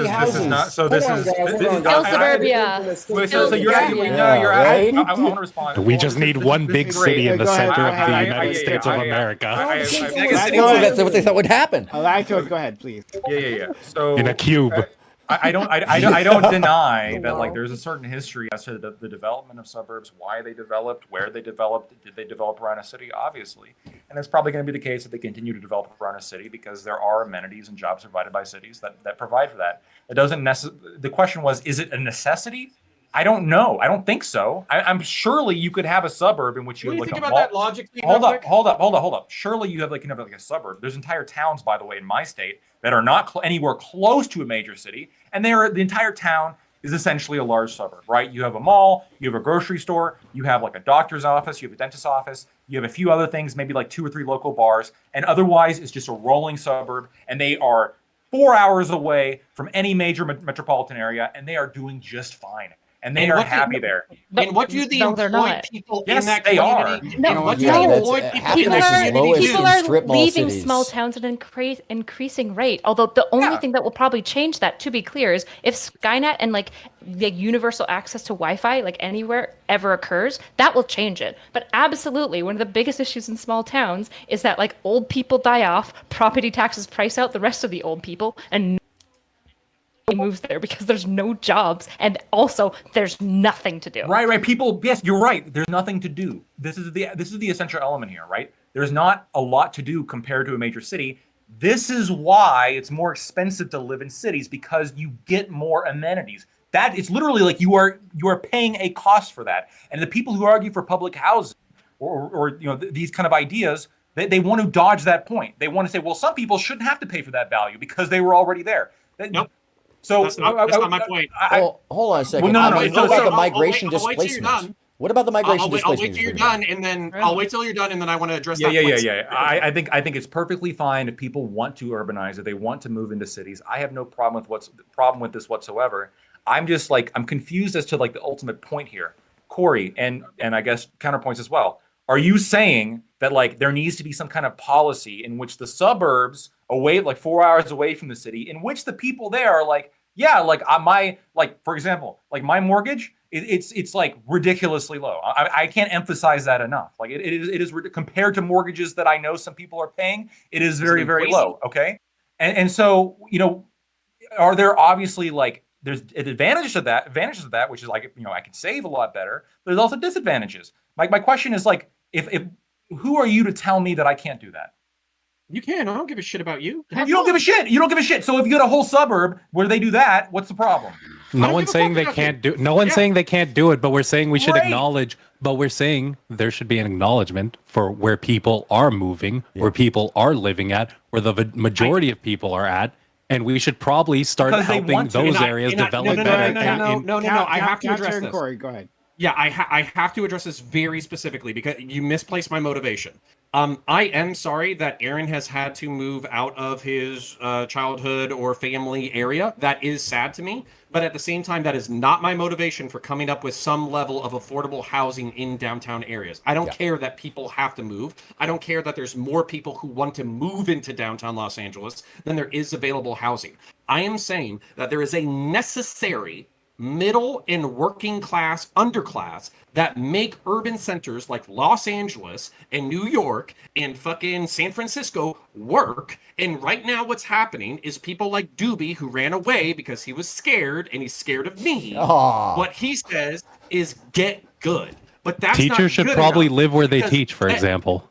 Yeah, because get good. Okay, why? I'll answer why. I'll answer why. So many reasons. I'll answer why. Because your fucking public school teachers, who are already underpaid because they're government fucking employees, shouldn't have to commute 2 fucking hours in order to get to their goddamn jobs, and then have to commute 2 hours goddamn home before they work.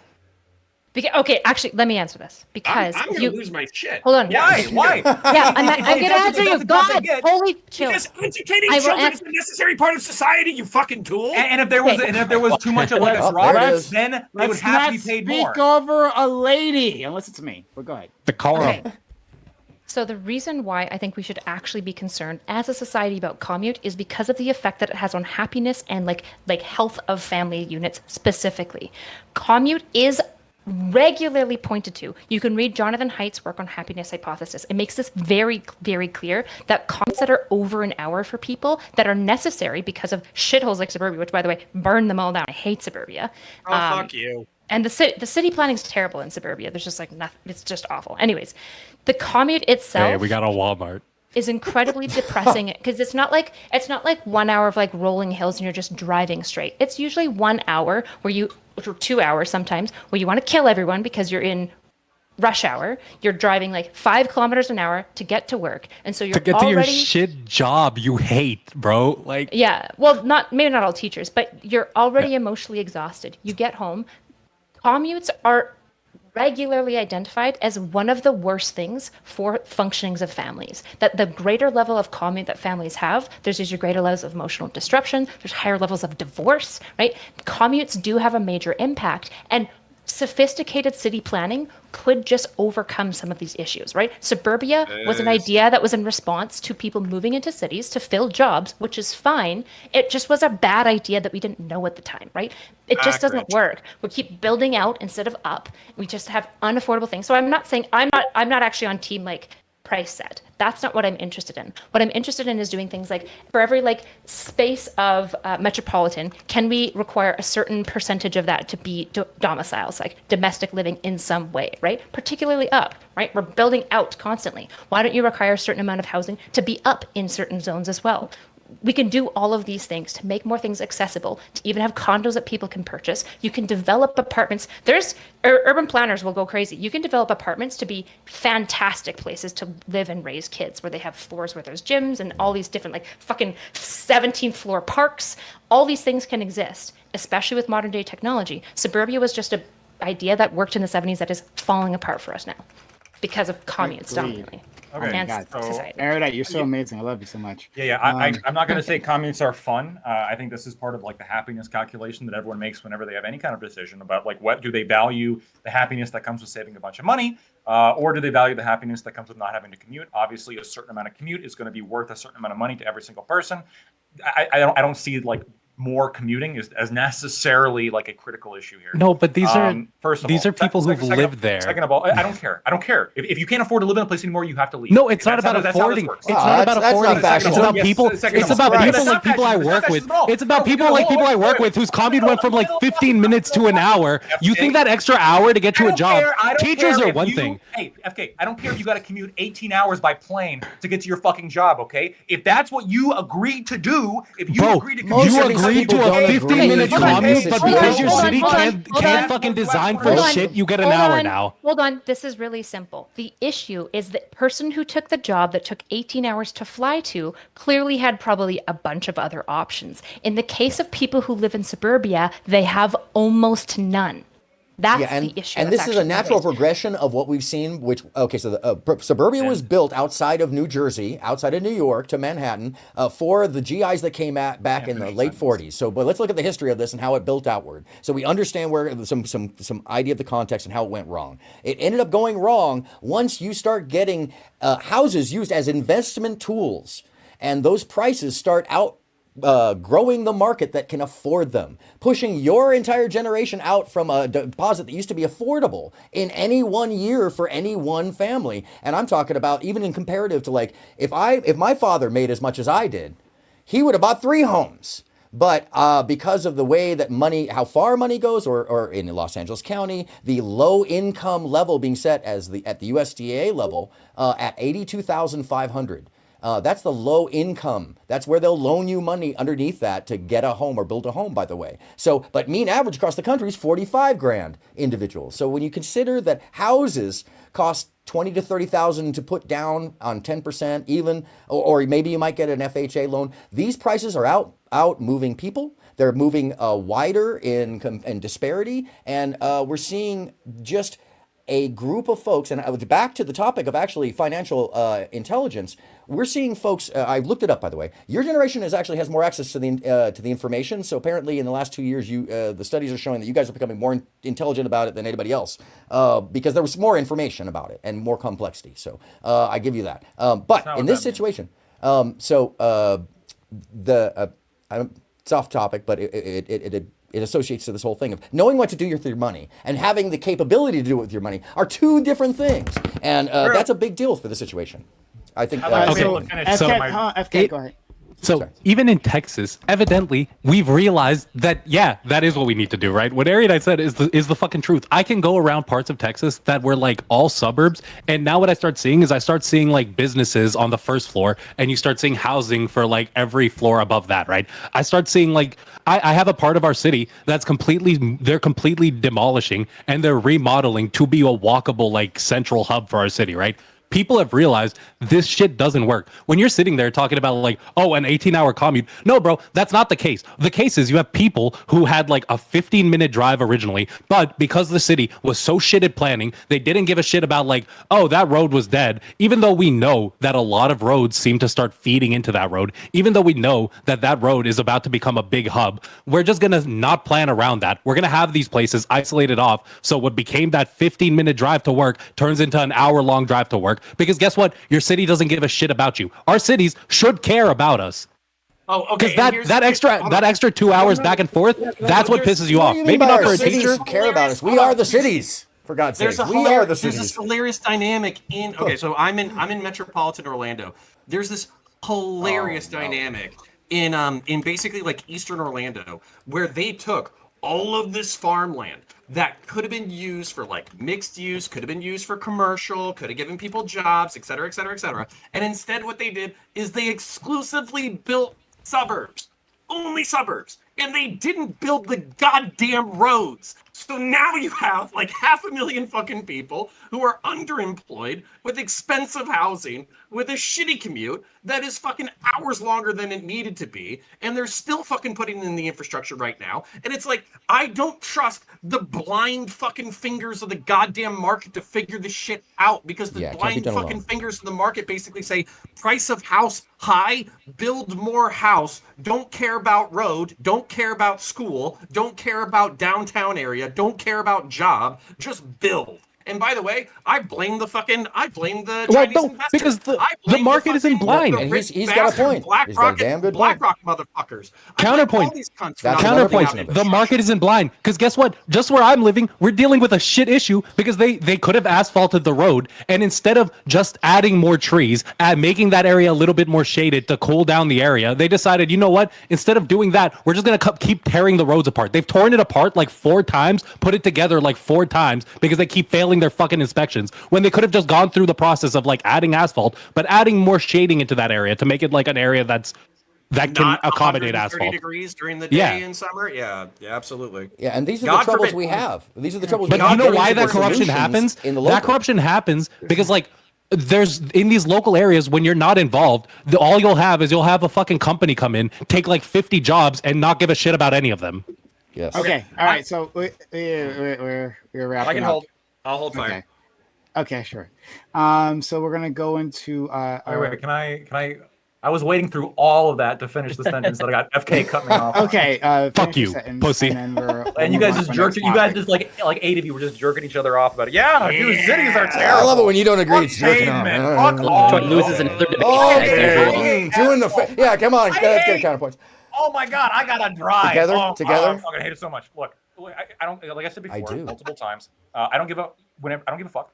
Okay, if you have a commute, you have to like make a calculation. Is the commute worth that sort of happiness negation that comes with the You're not addressing anything anybody said. Nobody gives a fuck how you feel about people's thought processing. Everyone here is talking about sophisticated city planning to make things better. And you're being like, yeah, that's bad, with no logic behind it, other than the price stuff, which I agree with you. Price setting is a terrible idea. I'm not talking about public housing at all. Coming up. I don't think anyone's argued for price setting at all. Do you want to actually address what people are saying? No, I know. I have like 2 paragraphs written down. Do you want to just tell us about how you don't care about commuting? If you keep cutting me off after the first sentence, maybe that's what you'll only believe that I think. Maybe that's the only idea that you think I have, that I just don't give a fuck about people who come. I actually don't. By the way. First of all, the floor is yours, Counselor. Thank you.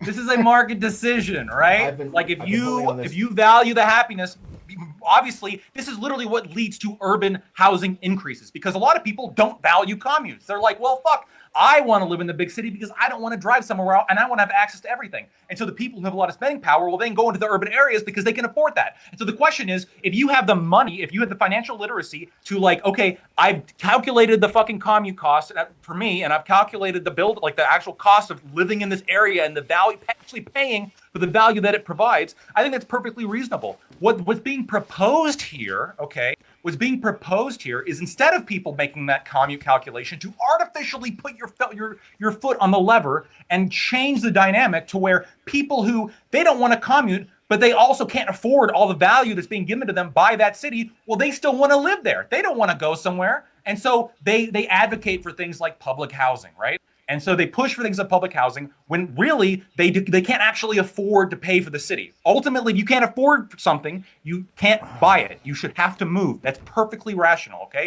Public housing, and one more thing, because there was a number of things that were said before. Public housing doesn't have actually any effect, or only positive effects on a neighborhood.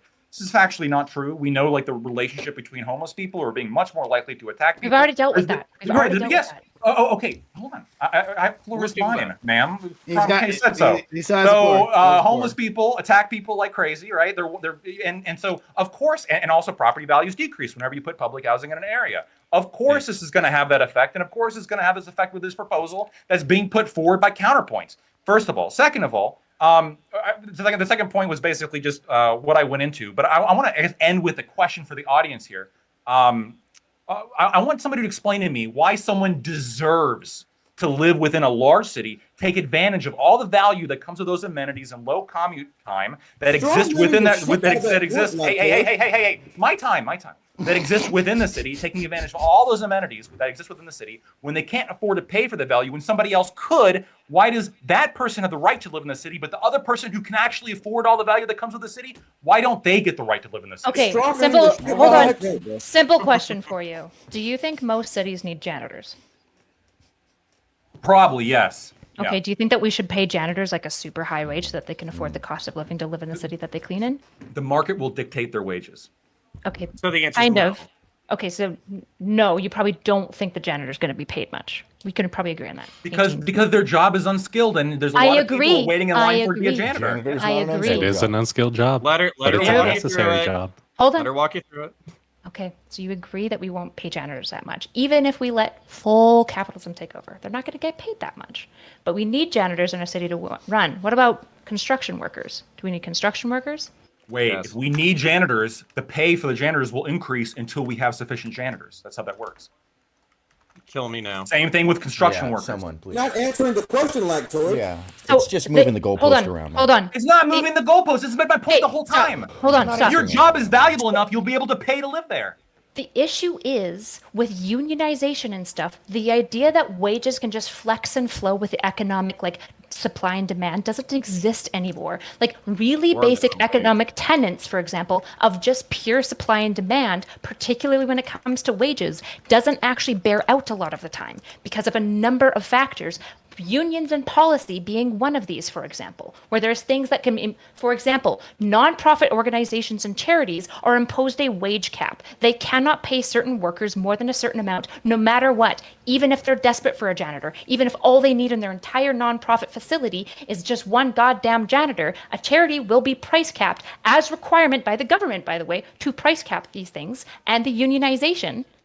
Is your Remove the liberal price answer cap. Yeah, remove the price government? cap. Yeah, well, no. Remove the price cap if the government. Do you know why the price intervention is cap working exists? Wait, do you know why the price cap exists in here. No, charities? I don't. Okay, the price cap exists because there's a whole bunch of rich people who will create charities that are not real to pay themselves out of services that they're not actually doing. So charities get price capped so that rich people can't basically indirectly pay themselves and other family members for services that are not actually being rendered. Particularly because remember, charities give you tax write-offs. So what they can do is pay into their charity, then pay themselves and write it off, which is why price capping was introduced into charities. Okay, could you audit the janitors then to make sure that their pay is like adequate for the work they're doing? You could, but we would need to be able to pay the Almost like IRS that. more to Give it have the the number name. of, hold on, you would I need to was be able about to to pay say. the IRS more to be able to have the number of staff required, because I can tell you right now, the number one reason why white collar crime doesn't get pushed in charge is because the IRS does not have the capability to audit basically like most people. Like, I'm not saying that they Okay. cannot ever audit. They're vastly underfunded. So Lactoid. Absent, Lactoid. wait, I want to respond to that. Absent this weird fucking like thing with charities, which I think that maybe there's way too many government rules on to begin with, I would just probably nix most of them. As with a lot of these kind of regulations. But my question is, in the private sphere, if you're a company and you needed a janitor, like if you actually needed a janitor, explain to me why the pay for janitors wouldn't go up until we got a janitor. I want to answer this question because honestly, I feel like you're being Better be obtuse. direct. I don't underestimate your intelligence, but it's because most people don't give a flying fuck if their janitor is a $34,000 a year Nicaraguan immigrant who has to fucking commute 4 hours a goddamn day in order to do the fucking job, and the Nicaraguan immigrant doesn't give a shit because he's coming from fucking Nicaragua, where he was basically threatened with a fucking machete in order to get his head chopped off. Let's be That clear, is it's not- more that likely Sounds like a not good legal. arrangement. That is Wait, not- no, let me ask- hold on. hold on. It's more often an illegal immigrant in this case, right? Who's going to be talking over a white woman. Stop. Thank you. Anyways, so the point being that we know that there are essential services that are required for the functioning of a city, like janitors cleaning up shit and teachers teaching our kids and fucking retail and restaurant employees serving you your fucking $15 an hour or $15 fucking plate of cut up hot dogs with fucking applesauce on croissant fucking shit that the rich people like to fucking eat. Those people should be entitled to a portion of the fucking city that they Entitled. make function on a daily basis. Yes, you are absolutely fucking ridiculous. right. They are entitled to it. Okay, fine. Then you don't give You're not entitled flying to fuck. Then you don't give a flying fuck about the quality of life of working class or middle class people in this country. And as a matter of fact, I vote that everybody on this fucking panel find out where Lactoid lives. We all move in right fucking next to him. We build a shitty fucking suburb with shitty fucking shit, like, you know, shitty fucking utilities. Outhouses. 12-story We apartments. price him Come on, out let's of the do it. fucking market, and then we make 12-story him apartment. just I'm down. move. Hey, and I would just move, and I would just move. Hey, wait. And we'll follow So you. you Lactoid, so and you're we'll privileged follow enough you. to move. So he's privileged enough to move. Let me respond. Okay. Wait. Okay. And I would move because I don't have this fucking entitlement philosophy where I am somehow Yeah, you entitled. do, because you expect that you'd move. You expect I'm- that you hold move, so up, you hold do up, have hold your up, entitlement. Okay, guys, I'll remember past this, but Lactoid, get Yeah, your point yeah. out Thank so we you. can move on. Yeah. Yes, please. I don't have this entitlement philosophy that I'm entitled to the labor or the property of other people, when in reality, like, if I can't afford the value of the area that I live in, then I would just move. I would go somewhere else where I could afford. Just like if I can't afford a good car, I'll buy a cheaper car. If I can't afford a good meal, I'll buy a cheaper meal. That's how financial literacy works. You can't just have like shit given to you in a silver platter because, oh, I was already here. Oh, I don't have the money. Lactoid, do you say what you do for work? It's Okay. your Between job. compromise. It's your job. Hey, one more thing. I'm not done. I'm not done. I'm not done. I'm not Everyone done. shut up. You hear the Everyone horn? shut up. Everyone, if you need me to mute you, I can do that. Knock it off. Okay. We got it. All right. We got it. We got it. All right. Fuck. I've been trying to move on to the next topic. Holy shit. So I put your finger now. Counterpoints. Down. Damn it! Where's my white privilege? You need to send us shock collars before you do this, man. I love all you guys. You guys are fantastic individuals, but I need you to shut the fuck up right now. Great. So we're gonna move on. This is great. We have another topic, and I want to get to the other topic because I think it'll be a lot of fun. Hopefully, I don't know. We'll see. All right, to my audience, guys, we're having a good time here. Hope you're having a good time. Hit that follow button if you're on Twitch. Hit that follow button in case you're new. All right, you just stumbled upon the channel. Hit that follow button because I do this all the time. We'd love to have you here. And consider subscribing to the channel. It helps us out a ton when you do. It helps power this community. And if you're watching on YouTube, you can also hit the like button. That helps with things. I'm told. And you can get a YouTube membership if that's great with you, or even better, right? Because you get something more direct out of it. Super chat if you disagree with any of these people here, right? And you want a question read out loud, well then here's your opportunity, right? Like if you think Lactoid might be unreasonable with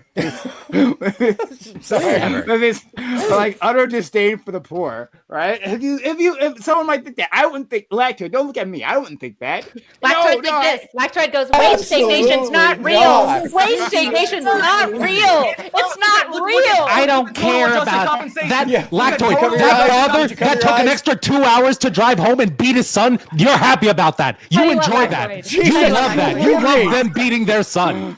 That's what you stand for, Lactoid. Why? Here's the It's question. the crime that comes with public appreciate housing. Why is wage stagnation happening? Why is wage stagnation happening? It's not happening. Look at total adjusted compensation. It's not. What planet do you live on, sir? Look at total adjusted compensation. The fucking little graph where like the line goes up a little bit. That's complete bullshit. It's not actually true. Of Go look course. up total adjusted compensation, which comes into all sorts of the other types of compensation other than just pay that workers are getting, and it's actually gone up 70%. Look at that up. Okay, You can Google this right now. I would actually love But to it interact doesn't with that. match. That It sounds doesn't like match. The Wages cost of going it. up doesn't mean wage stagnation also isn't happening at the same time. You realize that, right? It means comparative. What is stagnation? I can't believe I'm agreeing with Aridot, but it's comparative. Lactoid in comparison to cost. Quiet. If you- Quiet. No, quiet. I just want to get into this. Are you fucking kidding me? You just said the dumbest fucking thing. He's a libertarian. If wages are going up, is there Look. stagnation happening? Yeah, that's how we count wage stagnation. You're right. I am getting paid more than my parents were in the Erudite. 1960s. I'm literally just trying to Define explain for what me he wage said. stagnation. Lactoid. Define it for me. Yeah, he talked about total wage stagnation, right? Talked about other side benefits that aren't typically included in like the base number, right? So if you make $30,000, yes, that's one thing, and maybe your wage hasn't gone up over a certain period of time, but maybe there are other benefits, right? Whether it's healthcare or I don't know.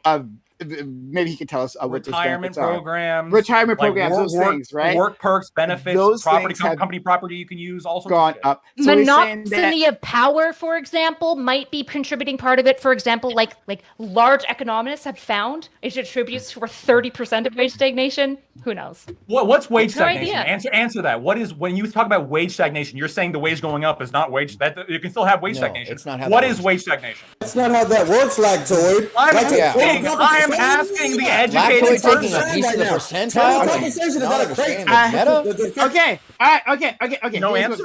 Here's what we're gonna do. Wait, Here's what we're gonna do. there's Here's hold what on. we're There gonna do. are multiple metrics were of given- wage my stagnation. instructions. Yeah, Listen we were to my given here Which one are instructions. you using? Which Listen one are to you my using? instructions. Listen to this my case, instructions. it's Shut up. Quick, Hold on. ask ChatGPT. Shut up. I know it. Shut up. Don't test me. Don't test me. Don't test me. Listen to my instruction. Okay.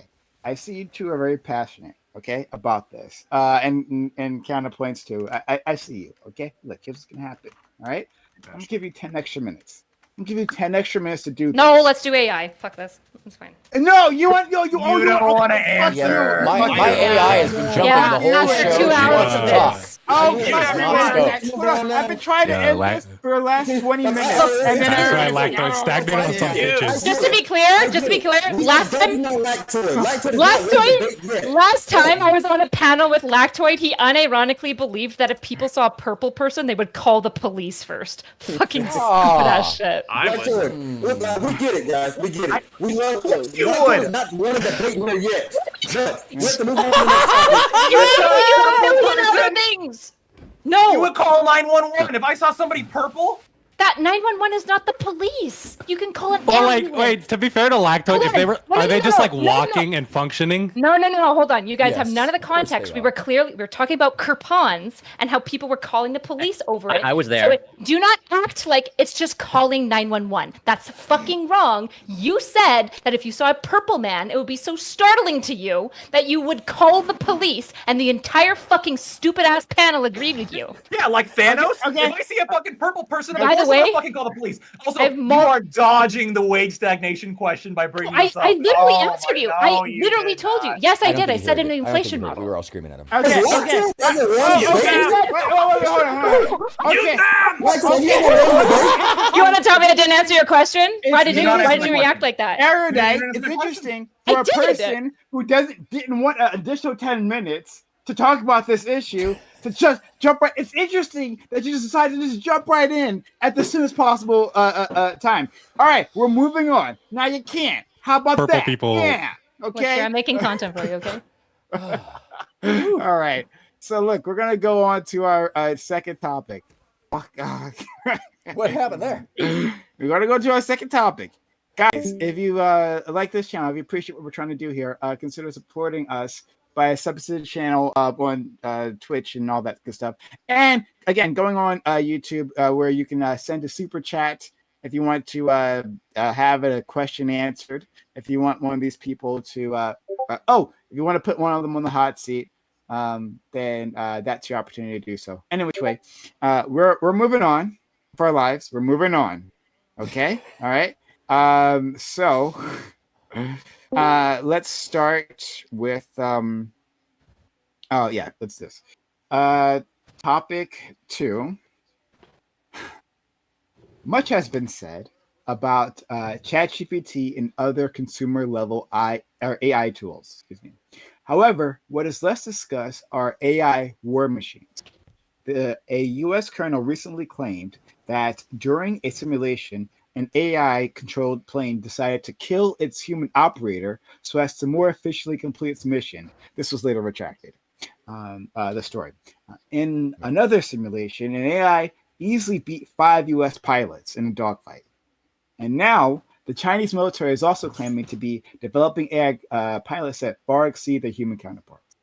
Do you think there should be any restrictions on the use of AI in war? Should there be a treaty limiting it? Is that even feasible? Or should it be full steam ahead with whatever any nation comes up with? So, there was a story that came out that the colonel who is the head of our AI division in the military, he talks about how this is a simulation. So it's like within a computer space, right?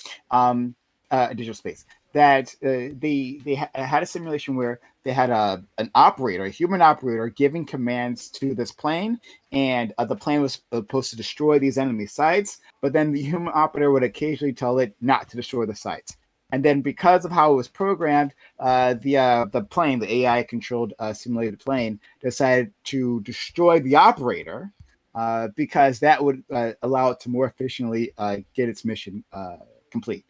Now, they retracted this story later on, but it's weird because the AI kernel, the kernel in charge of AI, he talked about this story in extreme detail, right? But all of a sudden, oh, this was hypothetical. It didn't actually happen. Okay, interesting. But beyond that, we also had these other stories. And yeah, from years ago, AI was already good enough to beat human pilots, F-16 pilots, in dogfights. The Chinese are, according to them, making huge strides. So can we limit this? Do we want to? Is that a thing that we should do even at all? Or is it even possible? All right, so let's go around. We'll start with our friend, Latoid. I have no problem with it whatsoever. I think it's awesome. War is a suspension of morality to begin with. So I'm generally against really any rules on any kind of weapons that can be used, right? Bayonets, hollow points are both banned. Napalm in certain circumstances, nerve gas, tear gas, certain bioweapons. It doesn't make sense to me how it's perfectly fine to like blow somebody up with phosphorus. But hey, if you poke them with a bayonet, all of a sudden that's a war crime. Doesn't make any sense. It's inconsistent. AI in this case actually not only is it consistent with my overall point and my overall morality on this, but I think it's actually good in that it could lead to a world in which you have like AI troops fighting each other as opposed to any humans getting involved, and we could save a whole bunch of lives, right? Just robot armies killing each other. So yeah, we should move full speed ahead on this as fast as we can. Okay, all right. Thank you. Let's go to our friend FK. I'm okay with the use of AI. I kind of disagree with that war is a suspension of morality. I feel like war is like a test of ethics. Like you kind of test out what populations feel like is allowed and not allowed. When it comes to like the AI killing its operator, that could be like for however many reasons. I've talked to some people who've like worked around AI, and it could be that it wasn't like kill, it was just like, oh, they ejected, or it could be like for whatever reason it just ran a weird program. I don't think there's ever going to be a time where we like completely remove the human element, because like I think there's just going to be certain things that humans react to in seemingly better ways than AI might be able to fully. But who knows? We might get better AI in the future that could. That's kind of where I'm at on it. Okay, let's go to our friend Corey. Well, first of all, I will say kudos to you, Prime, for coming up with these uncontroversial, out of left field topics. Totally deserve credit for that. But so on this particular topic, so I'm definitely not an expert on AI, at least not when it comes to AI war machines. I can wax poetic about AI in regards to whatever, biochemistry and protein folding, etc., etc. But when it comes to other aspects of AI, definitely not an expert. And so even though I'm in STEM, and I use certain technologies and I'm at the forefront of certain technologies, I am actually somewhat technology hesitant when it comes to AI. As in I'm still on the fence here in this prompt of like, I can see both the benefits and huge cons. So ultimately, do I think there should be a treaty limiting it? I would probably lean towards yes, but the second prompt, is that even feasible? Probably not, since I think at this point, as far as I can tell, it's a competition, and every country probably wants to ideally develop AI war machines, and pretty much, if let's say the U.S. suspends it, well, then they're not going to let China continue to develop it, and so pretty much, unless you can get every single country on board, which doesn't seem likely, I don't think it's feasible to pretty much limit it. As in, like, even though I'm not in favor of full steam ahead, I think that's just going to be the reality that actually happens. And then whatever, my biggest reason for being hesitant against AI war machines is because it will result in movies like Top Gun Maverick not being made. I'll leave it there for now. Move full steam ahead on this because it's Next, already our friend Counterpoints. they're 10 years in the future. So General von Clausewitz said that war is diplomacy by other means, and also morality is the study of good and evil. Just believing that, it's the suspension of morality, I think that's fundamentally incorrect. There are better and worse ways to conduct war. There are better and worse ways to conduct yourself as a nation. These do have material impacts that basically affect generations to come. And when you're talking about killing people, this is some of the most important decision making that you can do. So I am okay. As a matter of fact, I think it's 100% logical, particularly when it comes to things that involve G forces, gravitational forces, or pressure forces like submarines.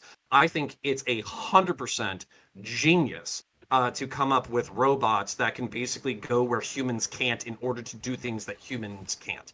That is probably the next frontier of warfare for developed countries.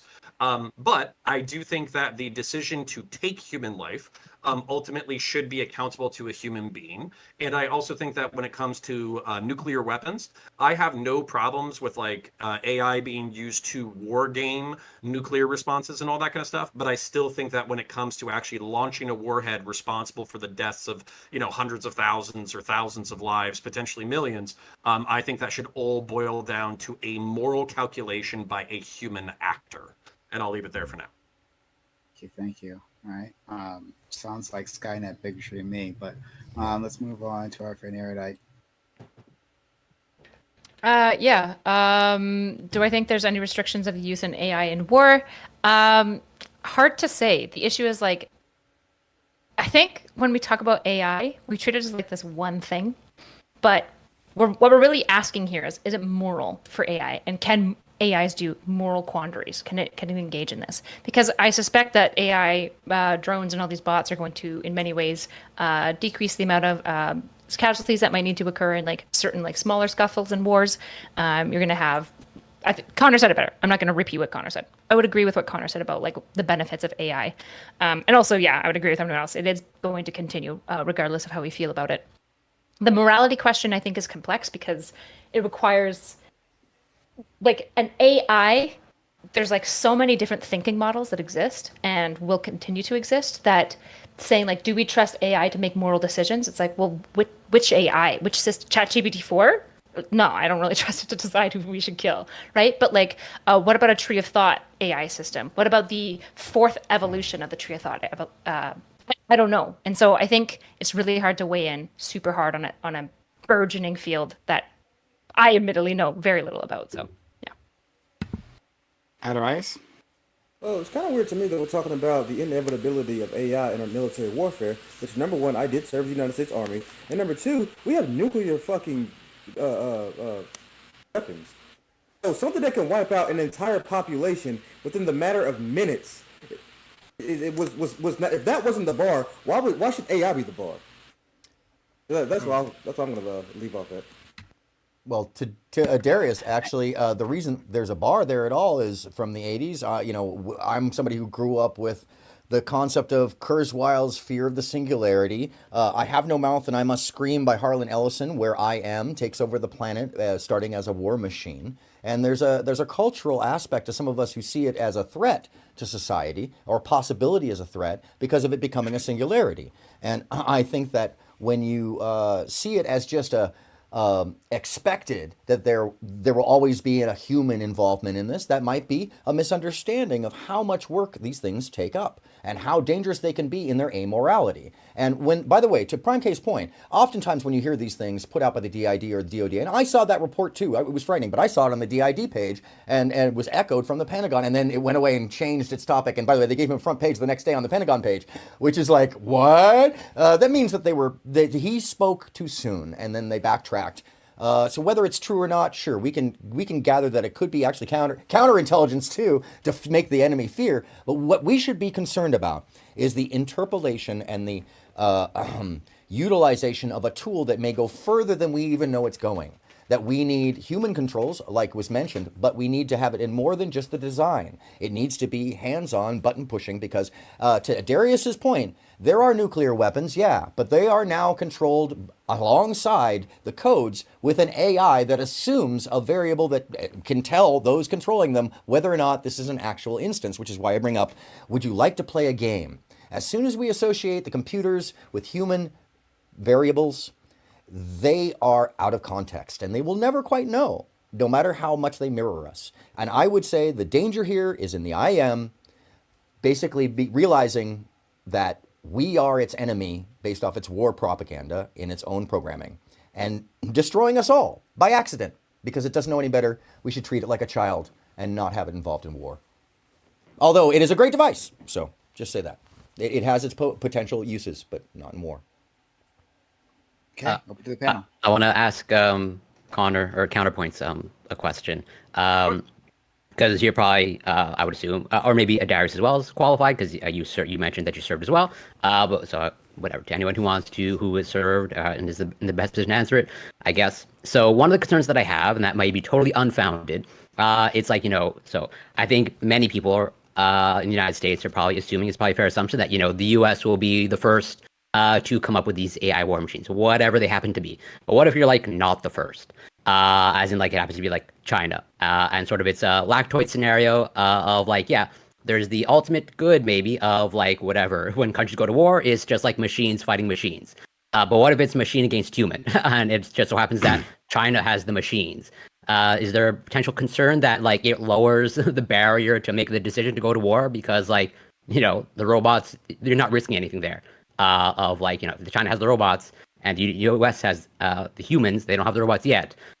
Is there a concern there? And also like vice versa? If, the US has robots and I'm up here in Canada. Yeah, so obviously, like a huge concern is going to be decreasing the cost of war, because when you decrease the cost of war, you increase the your likelihood to go into it. So obviously, like I think we should be doing all sorts of crazy shit. I think we should be getting the Boston Dynamics robots up and running so they can do parkour jujitsu while doing headshots at 30 miles an hour. That's the most effective war method. I'll leave it to the experts. Yeah, the Boston Dynamics dogs that can they can already run at cheetah speeds, and you can put a machine gun or a grenade launcher on their back. That shit goes hard. They've also been doing hybrid experiments already with the United States Marine Corps, which is fucking sick, where they've had those like spider cows like walking behind them that have like 6 legs that are carrying everybody's equipment. Pack spiders. So the troops show up into battle less tired. And I do have a crying baby, so I got to go in a second and get him a bottle. Oh. But basically, they also have a tank tread, basically like tank machine that's designed to follow them, but it has an M250 cal machine gun mounted onto it that you can then turn into a defensive position, and it drives itself by tracking where the squad is. So I have no problems with the United States military researching how to be at the forefront of technology. My fear is basically taking the leash off completely and then basically doing some like Nazi shit because you want to beat the Nazis to the Nazi shit. That's my main concern. Yeah. I'm not going to grab a bottle. I'll be And that's the warning. I of don't the think the IL. I don't think the US is realistically giving that. Like, a lot of our departments are really worried about like what leaks out to where. I find it really hard to imagine that they would just give like this AI carte blanche on like our nuclear codes or carte blanche on like launching missiles. Again, it makes sense for what they're testing it for, right? When it comes to like these fighter jets getting into these dogfights, can it do these complex maneuvers? It's probably also testing itself on like different missiles when it actually comes to like maneuvering in the air. But I feel like people have this idea that like if somebody puts in the USB and like this AI covers the US military and like everything just gets like run by this one mindset. So just average. The issue here is not that. It's a second. Adarius was trying to get in, sorry. and then we'll go to you, Aaron. No problem. I was going to say something really quick. Like I said before, we have nuclear weapons, so I'm not entirely sure as to why AI has been the bar. From my own personal experiences, the United States Army has been using AI for the past 15 to 20 years, and no one is giving a fuck. Yeah, no, it's been a long time. No one is here. All of a sudden, it's an issue with ChatGPT. I mean, but we've been using artificial intelligence in military warfare and for quite some time. So I'm not entirely sure as to why this is a current event or why this is a hot topic. Darius, the Because addition... it's hitting an existential complexity. Yeah, it is actually, and that's a great point. We're now integrating it into the tools as opposed to just using it as a mathematical process for strategy. We're going beyond wargaming. For quite some time too. Yeah, but the actual on the ground usage, like it was described, of the mobile air defense unit, that is really a frightening unit when you think about it. It's the Terminator without a body. It's just on treads. So it's something to be concerned of. Is if a singularity, as Kurzweil predicted and hypothesized, was to happen by accident, and it mirrors anything like what Harlan Ellison describes, it would happen without us knowing it, and it would happen in a flash. And we need to be considerate of these things to have basically some kind of security brake, some kind of lever that we can pull, some kind of brake air gap within it all. It's tool usage, brilliant. Its actual implementation, probably up to the folly of human trust And that's where I have an issue with it being now utilized for an associative to the firing codes, from my understanding, because now it's doing the strategy up to date to the moment. And whether or not that's just fulfilling information to the person pulling the trigger and utilizing the codes based off of the direction, we can't really know that. So, but I would say that it being involved, it's a dangerous to us all in one way or another, because humans trust it too much right now. And it's too, well, and Adarias, I just want to do this while the baby's eating real quick, and I'll mute myself again, I promise. But basically, like, the fear is if you have a computer program that programs itself to kill and then designates its own like controller as a target, and then it takes itself out, then what happens is you no longer have a break on it killing people. So it would just keep killing. I get it. No, I get it. And I was just Googling this, and apparently an AI drone allegedly killed one of its officers. No, it wasn't a hypothetical. It wasn't real. Game. It wasn't real. Yeah, it was in a strategy game. It selected to kill its officer. Yeah. I just think, like, if the database is sufficient enough, I don't see what the problem is with AI being used for whatever they need to use it for. Well, I think that for strategy, it's very helpful. The math, the ability to figure out future movements. Look, just the other night, my colleague and I used a jailbreak to ask a very complex wargaming question of ChatGPT-4, just because we heard that we could. There's other platforms for that, by the way, but your audience doesn't need to know that. But what they are. But the fact is that there was a jailbreak for a couple of days that you could ask ChatGPT wargaming questions. And it gave a very logistic response that one might get from, somebody at the Pentagon in policy. It was very well put together. But ChatGPT-4 is totally different than something like a TOT model. It is. Right? But my point, I'm sorry, just to land the plane real quickly, is that if I have access to that through a jailbreak, then the government is 10 to 15 to 20 years way ahead of us, and their computation systems are way more involved, and I would say more dangerous, because they're also reach for that. It's not more dangerous; it's more reliant. Go ahead, Erudite, you want to jump in, and then Lactoid and FK. Yeah, I guess I feel like when it comes to like the spooky response to AI, I feel like everyone's like really jumping the gun. Where it's like, I feel like so much is not known. For example, like, can you jailbreak AIs? Well, like ChatGPT-4 you can, but that's why, like, for example, we're probably not implementing ChatGPT-4 or like AIs to like high level like assassination plots against Putin right now. That's probably a good thing. But that doesn't mean, for example, that like, if we get a system to the point where like, what if it becomes an AGI, for example, it might in and of itself be able to prevent jailbreaks. It might be able to solve all these questions, and it might not, right? The issue is that all I have to say is it might and it might not. And so I think being like super spooked and nervous about AI is probably a bad idea, but I'm also biased. I want our AI overlords to take over. We can all return to Monkey and we'll all just be so happy. I will send you the Harlan Ellison book, and you'll never want that ever again. It's also a video game, by the way. Let's go to Lactoid FK. I want to quickly explain what I meant when I said that wars is suspension of morality. On the micro level, or on the micro level, I still believe it is, right? You're blowing people up. You're blowing people who haven't done anything up, right? You're blowing people up who, through no fault of their own, were forced into a position where they have to shoot you with a gun. On the macro level, I agree. There is like elements of morality now. We could like to decide whether or not to engage in this. Is this acceptable? What's the overall end goal, right? But in the micro level, you're dealing with individuals, and blowing up any individual really is not like a good thing to do. And I think in order to do it, people suspend this sort of concept of right and wrong, because when you think about it, a lot of it, and one of the main reasons for PTSD is because a lot of people internally recognize that there is something wrong about it. I wanted Corey as well. You talked about how what if it's robot versus human? That was a point that I made about what if you have robots fighting robots, which is the dream. But if you have robots fighting humans, the human's going to be at a dramatic disadvantage. What if China has the robots and we have the humans? That question just made me realize that really at this point, this is just a question of like, it's always bad when China gets any kind of military technology that's ahead of our own, right? Because they're more capable now of killing us than we are them. And we really don't have a choice in advancing our own AI technology with this, because if the Chinese beat us on this, then they're going to have robot AIs and we're not, and then we're going to lose. So, I mean, this is somewhat of an arms race, isn't it? Like we'd outnumber the Soviets in bombs. We got to outnumber the Chinese on robot soldiers. Okay. Well, I You take go your first, point, Coward. and So I what understand. Lactoid's referring to is called a deterrent. Corey Right. will never speak. Ideally, we Never. would- Okay. So I understand the point that you're trying to make, Lactoid, given your username history. I guess it's a separate panel topic of like, whether actually China would be that hostile. I don't actually know. I would err on the side of no.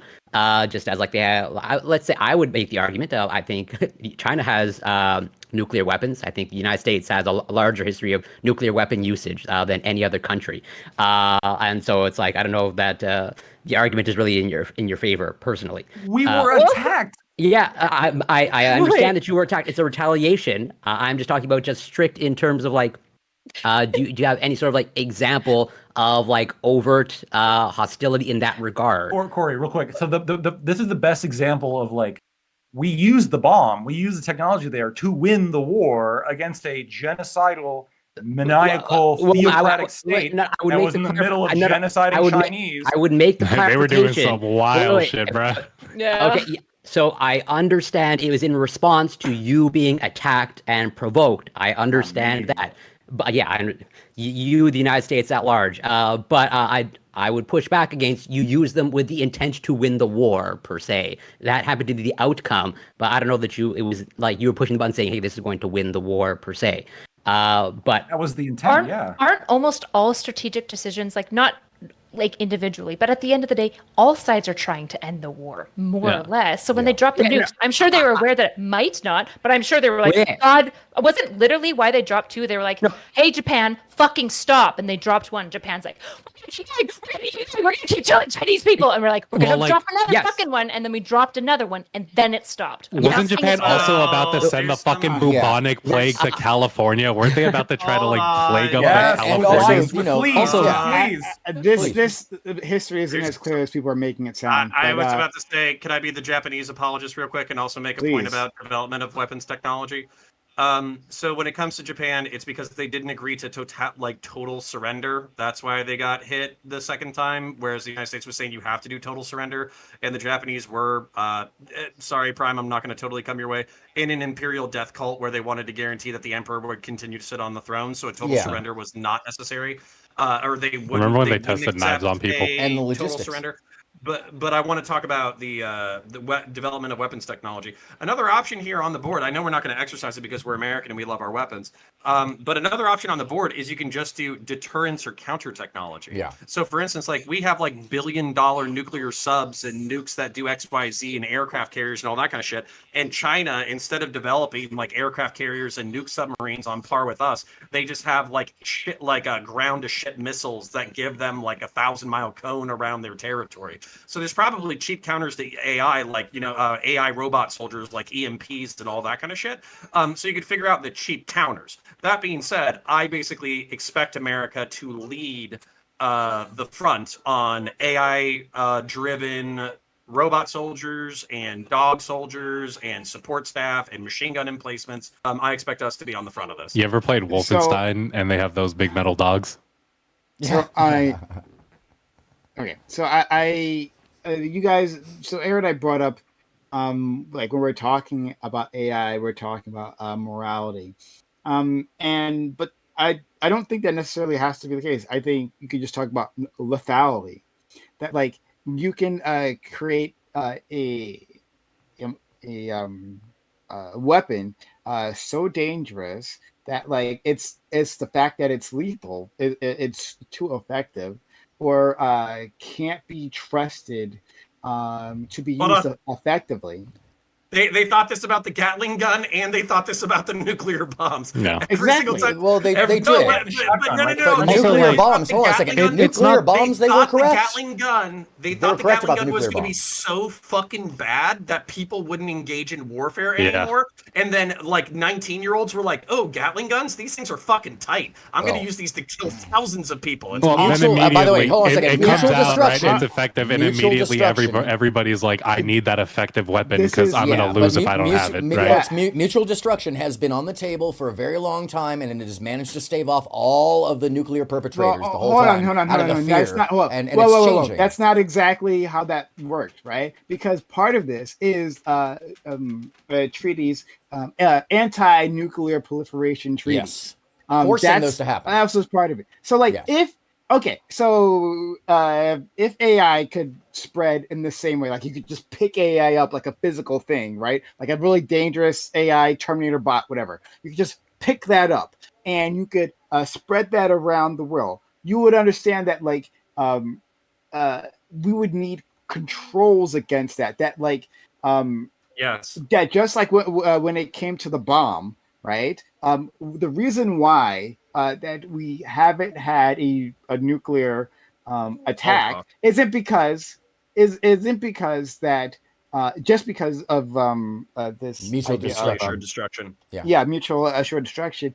It's the fact that there are a small number of actors who have a lot to lose. Right. If it was the case that, like, a small country that had a dictator who's going to be in power for, I don't know, a few years, and then all of a sudden the walls are falling on them, they're going to use it. They're going to fucking use it. Yeah. So I got to sit on. We've understood this. Hey guys, shut up. So we've understood that anti-nuclear proliferation was part of it, and we successfully did that. So I don't see why there's such a big difference here when we're talking about AI. That we could, as a society, a human society, come together and say, like, okay, these are restrictions. If we find out that you are violating these restrictions and doing X, Y, or Z with AI developed weapons, there are going to be consequences for you, right? We're going to put the same level of pressure that we put on other countries before. Quick history anecdote before I let everybody else in.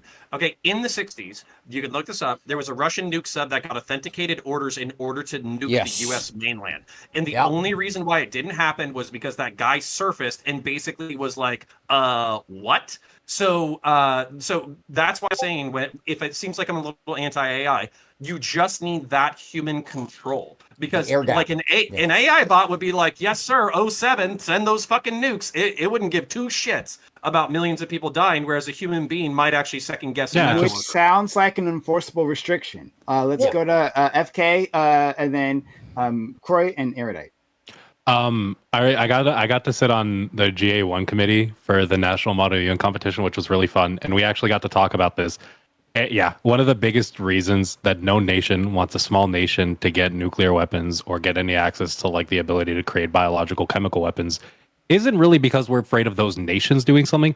It's because those nations themselves aren't stable. If anybody else gets in a position of power, if any, like, third-party group gets in a position of power or gets access to those weapons or the capability of developing those weapons, that's like that's a incredible threat, right? Even if it's just a dirty bomb, that shit fucks up, like, areas, right? The reality is, like, when it comes to AI, I just don't think other nations are going to have the capability to develop it either. I think it was brought up earlier, I forgot by who, that, like, probably one of the best things you can do to avoid these, like, bigger wars is to, like, make the cost of wars so high that these smaller nations can't get involved in them. And then one last thing, when it comes to, like, I don't think we've ever, like, gotten rid of our morality in war. I think what happens is you just decide that, like, something matters more.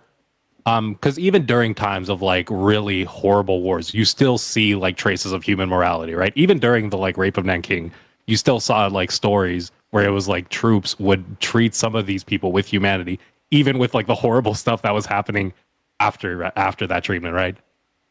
I think people just kind of delude themselves into believing that, like, one thing is more important, but, like, you still, you don't get rid of this sense of good or bad. Corey. Well, I guess a couple of points given what you just shared, Prime. So I'm, as I sort of mentioned, I guess I tried to mention in my opening statement of, like, I'm not against as in, like, I lean towards, like, limiting, and as you say, sort of using the words of, like, anti-proliferation, And again, I'm not an expert on the development of AI, and I'm definitely not an expert on the development of nuclear weapons, but I have maybe some understanding. From what I understand, or let's say speculate, I think the barrier to entry in developing AI is lower than nuclear weapons, as in the materials needed to develop nuclear weapons, I think is much greater than the materials needed to develop AI, but I could be wrong about that. But what I want to address sort of the point that I was trying to make with Lactoid earlier, or finish it, in the scenario that you outlined or that I outlined of let's say China gets whatever the AI war machines first. Do you think China would commit an act of war as a result of that? I mean, I think the price was high enough that they wouldn't. But if they were ahead of us significantly in weapons technology, and to the point where they weren't necessarily concerned about a U.S. Counter attack or any kind of U.S. interference, they would be on Taiwan yesterday, right? The whole island would be occupied and ruled by the Chinese Communist Party, no doubt.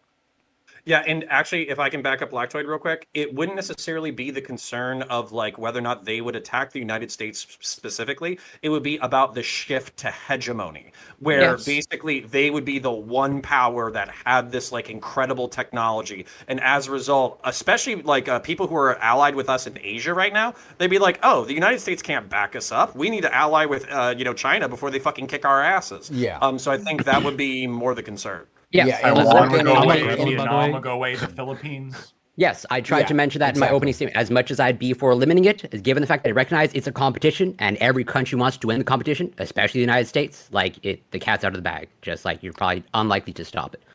I'm a gremlin, by the way. I was reading people's chats and I saw somebody said, why is it okay for some countries to have nukes and not others? The reason is because when a nuke should be a last resort, and for some countries that last resort is a much shorter fuse than other countries, right? For America, our last resort is much further away than it is for Iran. Yeah, and that's actually a great point to what I'm concerned about. Sorry, okay, erudite. To be honest, I'm going to derail, so I would let them continue. I'll jump back in when the conversation slows. Oh, no, I don't care about you derailing. You go. I want to hear your point, and then because they can derail later on after you. Women. Okay. It's so boring compared to this conversation, I guess. I just wanted to talk about Connor mentioning that AI wouldn't care and would just go ahead and bomb. I just was going to bring up again. We don't actually know that advancing AI technologies might actually also be self-corrective and self-introspective. And so the idea that AI would do it and a human wouldn't isn't actually necessarily true. It's just probably my understanding is that they're building AIs to even do things like this, self-corrective processes. It cares as far as we want it to, and then as far as we can get it to fulfill our want, right? And it seems like the more time goes by, the more we can get AI to fulfill what our wants are out of it.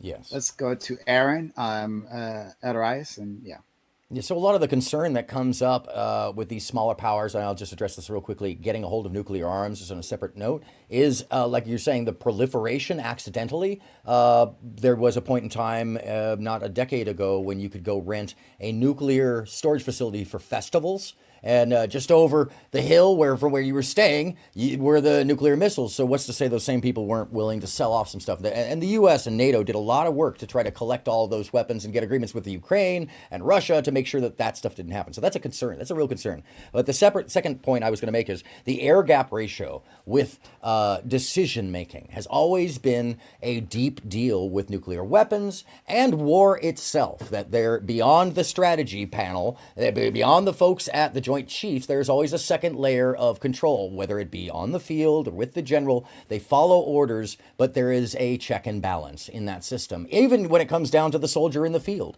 So what happens when you cut the timing down by using AI directly involved instead of just informing a situation is that you are giving leeway to another control that might take over without your knowledge, that might actually cut you out of the plan, which we've seen in the wargaming right now. So the issue becomes, if a small group of people get a hold of this stuff or get access to it or accidentally are influenced by it, we have outcomes we don't even understand yet. That this panel, we should be talking about the fear zone of these things and not taking it lightly, because we are utilizing a tool that we don't fully understand its capability and or its connections. They seem to be tracking it, but do we really know where it is, who's utilizing it? And do we know that China isn't mimicking us and beyond us. We don't know.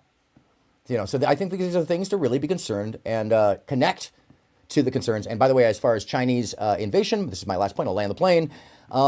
They actually, wargaming shows that it'd be very hard to attack from the west coast. So exactly, you'd have to get the hegemony of several different nations to fall, and then a slow incursion. And basically, by the time they got to our beaches, they'd already have undone our infrastructure. I'm an American imperialist, but I don't think we're attacking China. I'm going to be real. No, I don't think we'll ever do that. It's just stupid. We're too much of a partner with them. There's too much back and forth financially between us that it just doesn't make sense for either side. Regarding the Avarice and lactoid, and then okay. Yeah, like I was gonna say, I have to piggyback on something Aaron just said. There's too much going on right now between America and China to where the war. World War III, just right then and right there. I mean, economically, we're too tied with one another to take these types of risks in the first place, right? But that aside, I gotta wrap this up by saying, and this is the last thing I had to say about AI, military AI. Look, moral and ethical concerns here about whether or not an artificial intelligence should be making the decision that could take hundreds, thousands, or even tens of thousands of lives. All countries have nukes. You really want one country to have that kind of destructive power, let alone 210, right? Yeah. Like, we have a planet that we need to be trying to take care of and to make sure that we don't destroy through political strife, man. So these aren't simple conversations that I understand that I personally don't have all the answers, but I can assure you, none of you do. None of us do. We may never have the answers. That's all I have to say about this. I just have to say that, again, I'll reiterate, the bar for me was not AI. The bar for me was Hiroshima and Nagasaki. That was embarrassing. That's unjustified, regardless of how we word that. Can I actually? It was justifiable. No, it's justifiable, and also it was a logistics. It was a use of logistics, because the other plan was to firebomb the entire country with a mass use of air and sea power, and it was a waste of resources they found. And the choice to use the nuclear choice was also a science push as well. There was a considering the history of how the Japanese have fought war across. Lactoid. Real quick, Hiroshima and Nagasaki are both chosen because they were high-value military targets. They were important, as Aaron said, important logistic hubs and manufacturing facilities for a number of weapons of war. That was the reason they were chosen. There was other cities like Tokyo that were were proposed, and it was actually shot. It was, for lack of a better word, shot down. Proposal because of all the cultural impact that would have on Japan. So, I mean, there was some restraint shown when it came to choosing targets for the bombs. One of the things that's happening, to kind of tie things in together a little bit, one of the things that's happening right now is the war between Ukraine and Russia. And the U.S. has been sending a fuck ton of shit over to Ukraine. And every time we send them something, they come back and ask for more. You can say that's justified. That's not the question. We're just agreed to send them F-16s, right? High-tech military jets. If we invented AI, right? If we invented this super powerful AI that gives like anybody who has like a razor's edge when it comes to any kind of like military engagement, do we have an ethical responsibility to send that over to Ukraine? I do kind of wonder if America sent over that, would America be involved in that war if we were using our technology to control those planes? Would that be us fighting?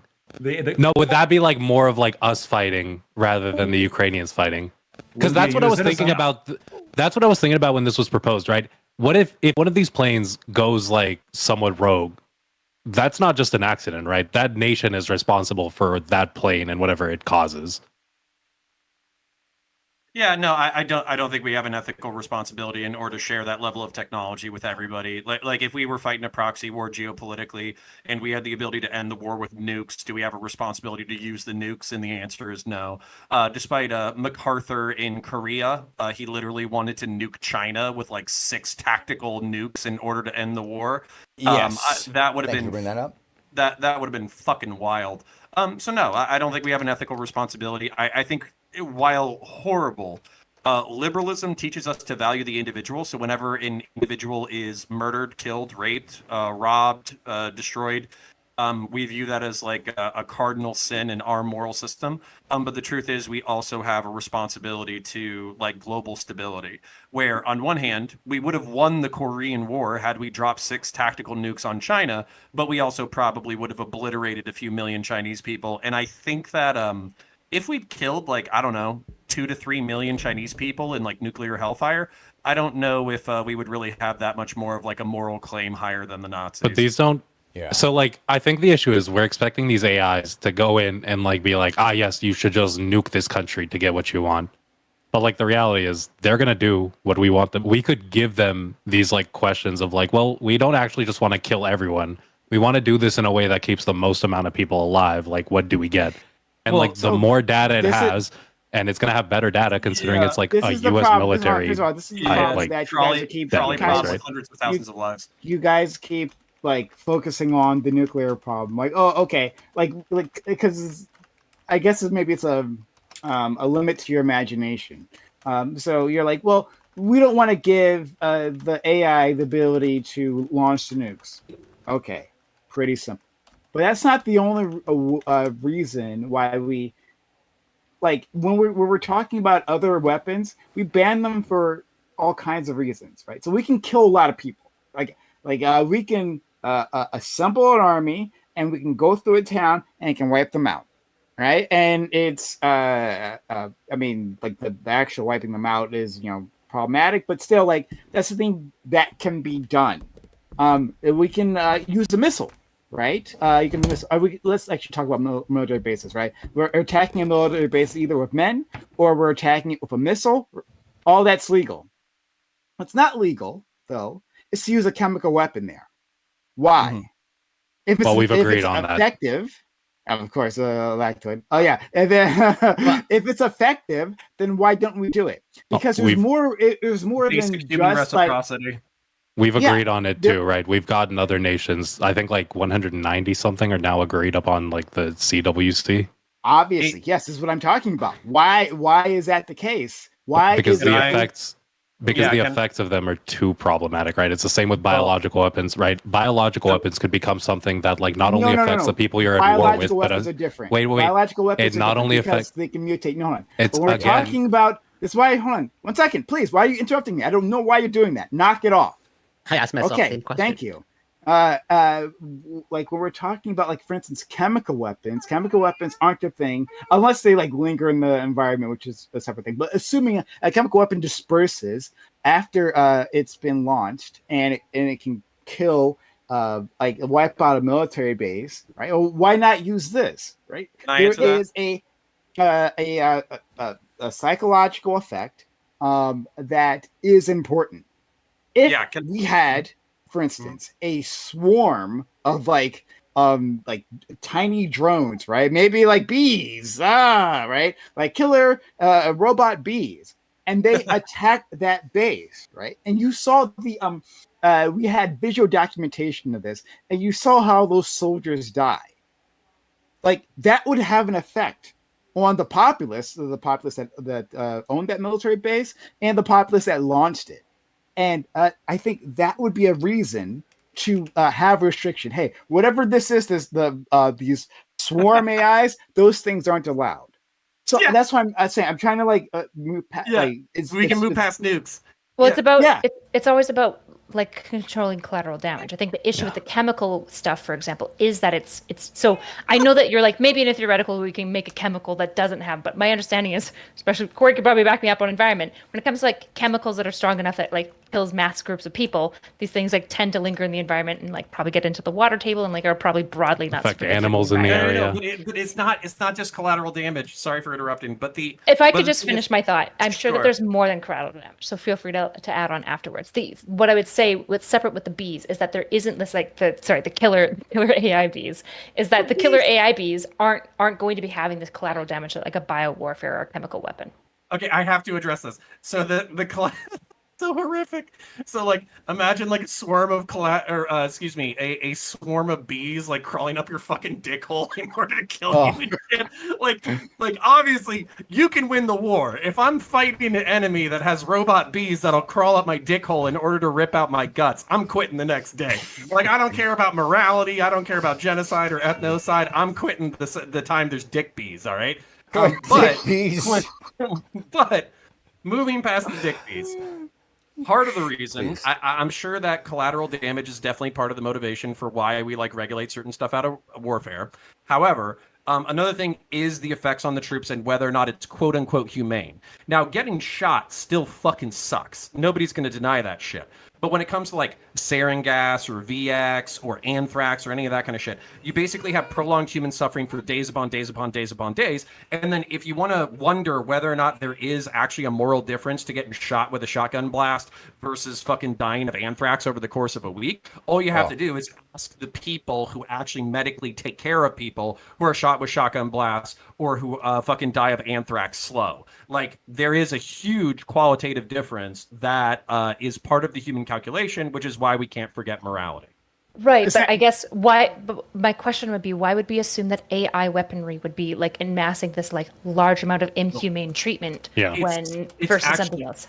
Well, so basically, I wanted to answer that question too. It's because the calculation might be weirder than you think. So we're trying to get non-human thinking. So you could come up with parameters like, we want to reduce civilian casualties as much as possible. And, you know, we want the death to be humane, but blah, blah, blah, blah, blah, blah. But then, like, the AI solution to that problem could be like, oh yeah, we're going to create a nanite swarm that goes into people's, like, if they're wearing uniforms, it flies into their fucking nose and then causes like embolisms or fucking strokes or some shit. And like, if you have like a nanite swarm that is attacking people from the inside of the... Sorry, go ahead. I'm just going to pause you. Why wouldn't the AI just take into account this cost as well, which is like the human morale? Like, why wouldn't you just train the AI to consider that? And it'll be like, well, we're going to probably avoid the dick bees and maybe go for more like a single gun that shoots somebody in the head.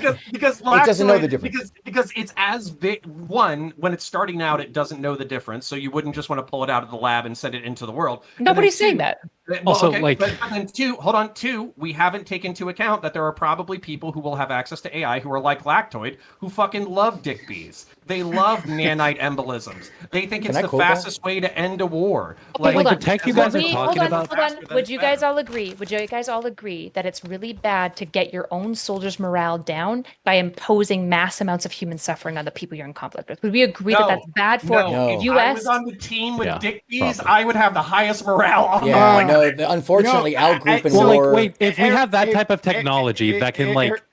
If we have the type of technology that can swarm around these people, wipe out these people like a fucking swarm of these nanite swarms, we couldn't just use it. Like, you guys are making it seem like our goal is always the most inhumane thing possible. Because again, we're dictating what these things do. We're like deciding that like there's a certain like parameter that we've set up towards these things, right? But that's the thing. No, but we do. The dictating, right? We're dictating what it is. So the U.S. government dictates that we're going to, with this AI swarm, we're going to do it in such a way that causes the least amount of psychological damage. Okay, fair enough. But if we don't have those restrictions, then someone else is not going to, right? They're going to go straight to the dick bees. But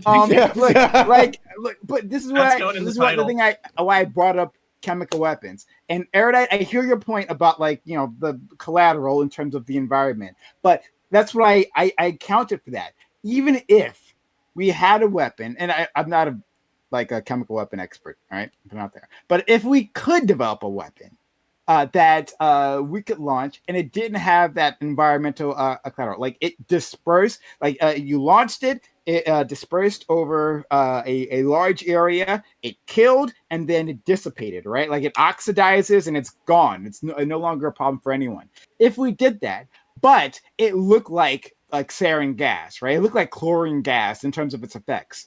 And you're showing people this, then there's a psychological effect here.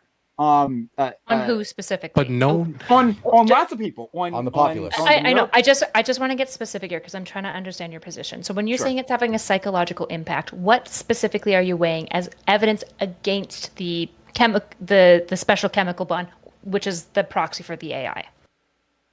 I'm sorry, I understand that. You said psychological harm. What psychological harm are you concerned about it having? Is it on the people that is being hurt by the chemical warfare or the opposing force? Or both? Is that effect? All sides. Psychological On all effect. sides. I said that And previously. which effect are you worried about? The effect of Neurological. no, the fact that it's inhumane, that it's horrifying, that like, are we if you're the country that's launching it, are we actually the good guy? Like that can turn a population, just like when we dropped napalm.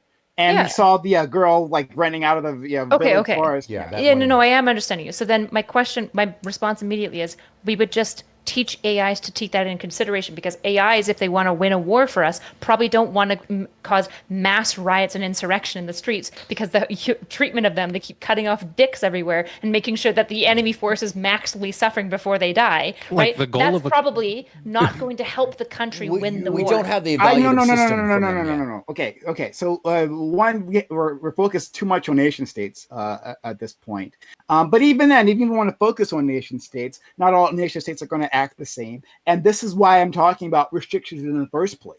Because there's going to be someone who makes a decision that we're not going to do that. That, for instance, it matters less what their population thinks because of the dictatorship. In America, it matters more, right? Within a democracy, within Western nations, it matters more. But in other nations, it might not. So their calculations are different, which is why we need to get them. Piggyback. I want to piggyback on this because there's an important point here.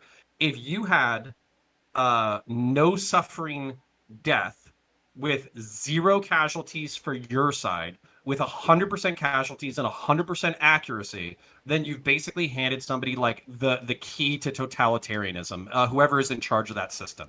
Now, maybe you could have democracies or republics in charge of that or whatever, but you're effectively talking about a system that's so powerful that no one can stand against it with like a clean conscience. So that's like the horror of what we're talking about. I hear that. But the idea of like, well, why don't we just like stop it? The issue is, this is the question. Why don't we just convince a whole bunch of nations to dismantle their nukes? Why don't we convince a whole bunch of nations to do these things? The idea of like biowarfare and war crimes, they are war crimes. Also, they occur still, right? They less often, which is good, but they still occur. So the idea of like, well, why don't we just stop now is like, that's a valid question, but it's also an age-old question when it comes to military technology. Yeah, but you're talking about crime. You're talking about the problem of crime. Like, why even have laws in the first place if crime is going to happen? Yes, people are going to break rules, but those treaties have made it so we should ban dick bees in the case and then of have harsh consequences for people who use them. So the issue is, in the case of like a country with crime, the reason why you can actually use like to tell people that they can't use these things is you have fiat to enforce it. There is no global fiat, like really. There's kind of with the hegemony, but there isn't a true global fiat where you can just get everyone to be like, okay, there's a top boss that we're all accountable to, and if I do things like release dick bees,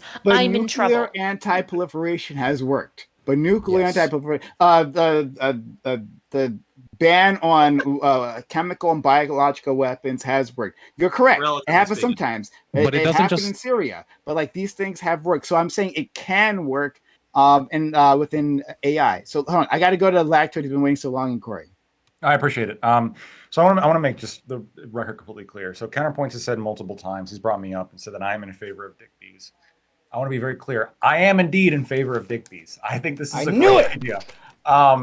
I think often the rules that we have on this, as I think Prime actually just exemplified a little bit, are extremely arbitrary. So if you guys know anything about white phosphorus, which currently the U.S. uses in munitions, this is one of the most horrific weapons you could possibly think of. Yeah. It is a floating white fog of death that melts your skin on your body. People who have who've lived through it have described it as one of the most painful and like agonizing experiences that they've ever had in their life. It's a fire that doesn't go out easily.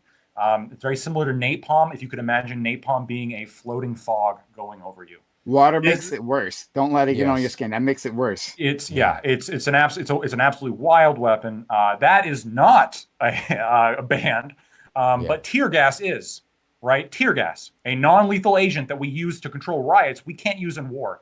Now imagine how useful tear gas would have been when we're flushing out Taliban caves in Afghanistan, or when we're flushing out the Al-Qaeda, right? Throw some tear gas in there, they have to run out, right? Instead of hiding in their holes and then coming out to shoot American soldiers when they're able to. And tear gas, relatively non-lethal. I mean, obviously in an enclosed space where there's not a lot of oxygen, it could have proved to be lethal. But we're blowing up. We're aiming to blow up the insurgents when they come out of the holes anyway. I don't understand why. Like, again, it just seems to me that it's a weird handicap that seems to be more rooted on this sort of kind of psychological fear that humans have of we don't want to see like gas. There's biological agents like scare people a lot more than physical agents, right? People are a lot more afraid of disease than they are other things that are much more likely to kill them. Like, car accidents. It's not about fear. It's not a fear thing. A huge part of it is it's not a fear thing. Not The from reason we don't side, no not from these strategy side at all. I was trying to say it earlier and I got yelled at. The reason these countries don't have it for biological and chemical is because at the end of the day, to develop these weapons, you have two goals, right?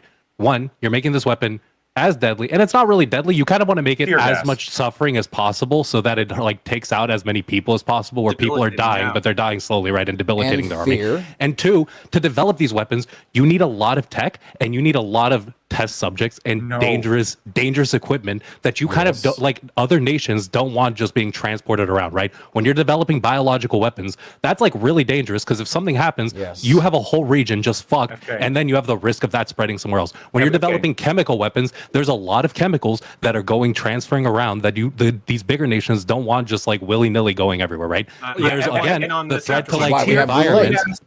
There's threat to environments when you're testing these things. The white phosphorus that was used by the U.S. was it like the U.S. has, I'm pretty sure, used it in the past, but like I think the one case it was used as like an illumination thing, and I think they hit some bunkers. They hit some bunkers, and in another case, they were using it against people. Yes, they were using it against people, but again. These aren't like, we're not talking about that. We're talking about chemical and biological weapons being developed by these smaller nations, which adds so much more risk. We're not talking about just the use of white phosphorus. Okay, so hold on, Lactoid. He did say some things that are really important that I just want to break down real quick because I don't think you'll disagree with them.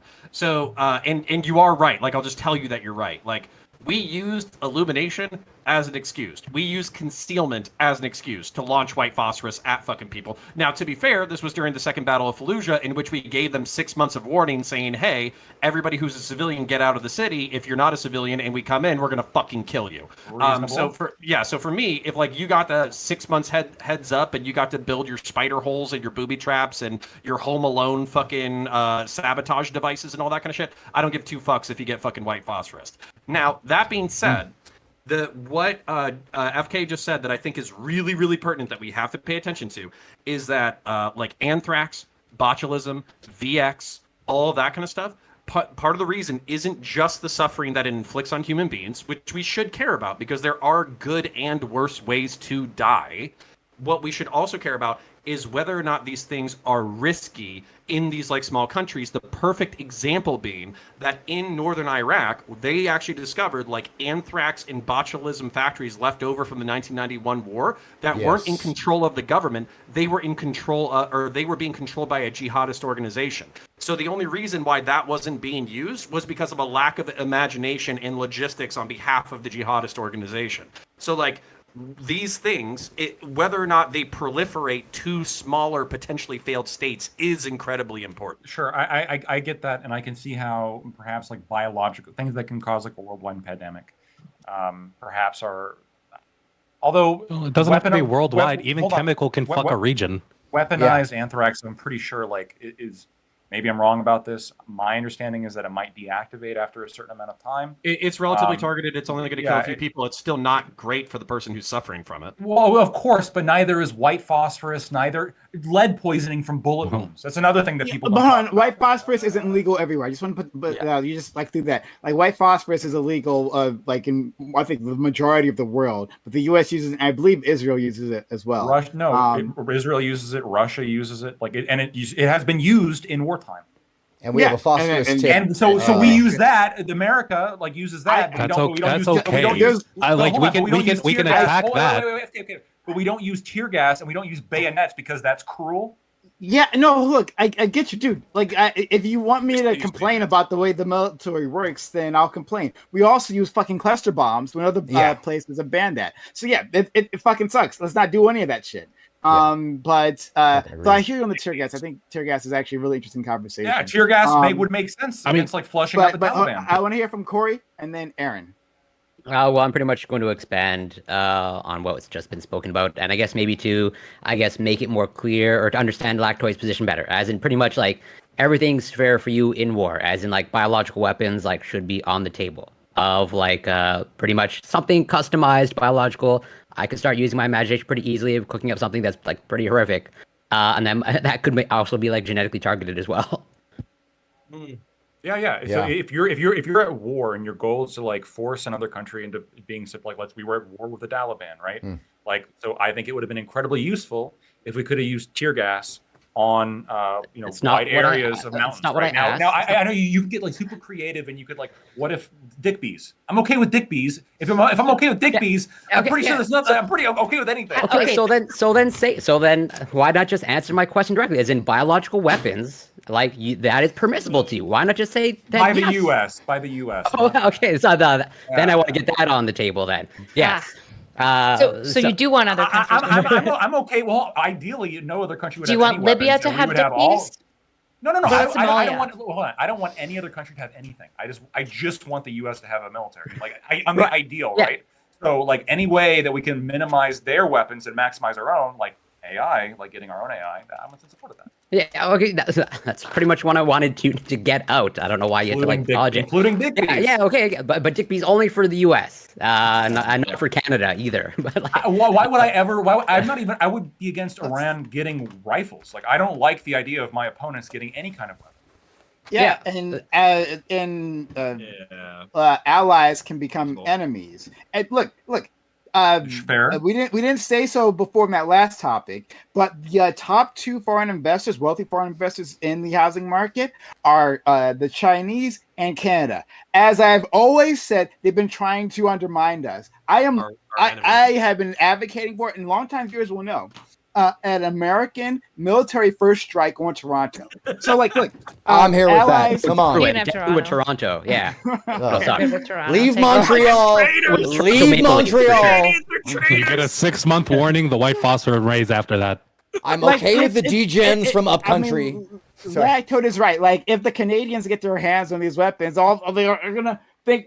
They're going to get too big for their britches, right? They're going to say, "Oh, well, maybe we should be the ones in charge of this hemisphere," right? And then they'll challenge us. So I hear you on us having the weapons by ourselves, but in a world where we can't limit everyone, we can't lobotomize the rest of the planet, which let's work on that. Then we'll have to work with these other nations and have a treaty and have restrictions. I don't know why there's like any pushback on that at all.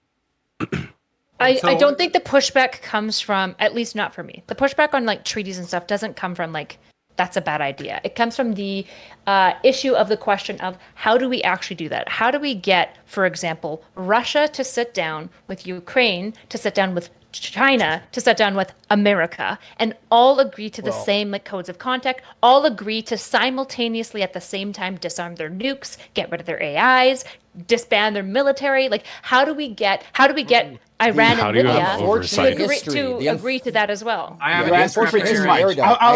let Aaron go first because he's been waiting. Okay, well, go ahead. I'm sorry, Prime, to cut you off. So the unfortunate history is that there is a long, slow slog of necessity, meaning like you have to have war, an issue to cause people to get to the table where they have to be at the table, unfortunately. And that's kind of the human behavior. We see it over and over again, and I would say the Yalta Council is an example. 3 parties that all had agendas that didn't align, but they had to align to make something happen for World War II to end. And I would like to bring this topic back because I actually have to split. I have an 8:30 appointment West Coast. But one of the things I think is important about the non-proliferation of the AI associated to also these other weapons, including biological and chemical, is that, and to take it back, is the control in small sourced laboratories, or the control in a small system laboratory in a smaller government, is not as astute, as refined, or as practiced as a major government. And this is an issue. But also, the morality of strategy in wargaming is always a massive component in whether or not there is collateral damage had. And those values of collateral damage are absolutely important to whether or not there's justification for emotion. And although it's not always used, there is definitely an oh, by the way in this, and a what aboutism at the end of this. But I would say that it is in our best interest as humanity to air gap all of these things. And I end with this. My great uncle, who worked as a biochemist at one of these laboratories, used to joke, "One egg hits the ground and we all die." And he used to laugh, because this is the truth. It is out of humans' control once it's out of humans' control. And if we don't take that consideration and the human portion of our own mistaken hubris, then we risk ourselves losing everything. No, well, he was Polish. And Austrian. He's a great painter. I guess I believe in human selfishness enough that when it comes to AI, people are going to be thinking about that to some extent, right? Like, I don't think there's going to be I don't think that there's, for example, going to be any military that fully offsets all decision making, all coordination, all tactics, everything to just AI. I don't think so either. It might even be better for them to do so, and I don't think humans will ever do it. Not anytime soon. I agree. I don't think it until we get to the point where its logic outdoes us and it undermines us or outshows us where we trust it. That's going to take 100 years, honestly, frankly. Good. Yes. So I want to say, so I wouldn't mind having Erudite asked, how do we actually get people to negotiate on arms and actually come to some level of consensus? I want a fucking lunatic like Lactoid to be in charge of DARPA developing fucking dick and also like that robot that like eats corpses in order to fuel itself on the battlefield. Like, dude, we had one until 2017. I like that idea. It's real. There was a Lactoid in charge. Yeah, it's a robot machine that actually uses rotting organic material to fuel itself. So I want him coming up with like all the Terminator robot machines that are horrifying. But I don't expect humans, like I would want Erudite or Corey to be in charge of the weapons that are actually deployed upon the battlefield, because I trust them to be more moral than having bees crawling up people's urethras and then ripping their guts out. So that's like the de facto of what I want right now. What I think would actually unite us to the point that human beings would no longer kill each other with like horrific and awesome technologies is aliens. So I think we need to focus on the exterior threat of Xenos and aliens. We need to colonize the stars and any sentient hostile species. I'm sorry. We can unleash devastating weapons of reptile war hating? on them. Are you reptile hating right now? Because we'll see. Let me blink in the wrong direction. Hold on. Okay. Well, I wanted to, and thank you, Aaron. You've got to go. Thank you very much, everybody. You added a whole bunch to this conversation. Take care. Be well. Thank you. I'd love to have you Pleasure again to in meet the future. Thank you so much. It's friend. fantastic, and nice to meet you all, by the way. And Lactoid, I'm sure I'll see you back in the backspace, and we'll have more of these discussions as we do. Thank you, Prime, for having me and having the panel. Absolutely. FK, I saw your hand. Erudite, though. Like, my problem with your statement from previously is that one second.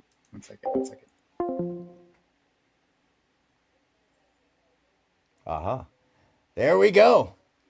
He just kicked me, so I got to drop down. All right, thank you so much for being here. Well, that was an informative and interesting panel, and I guess we'll be going back there again to the Reverie. There's lots of different content to be had from that, as well as conversations, and I think we may not have moved the dial, but you got to see some different points of view, and I think that we all got an idea of where people stand. And I think what's important, as you well know, my theory of all this and my ideas that come up. And by the way, thank goodness I can finally kick the beat back in.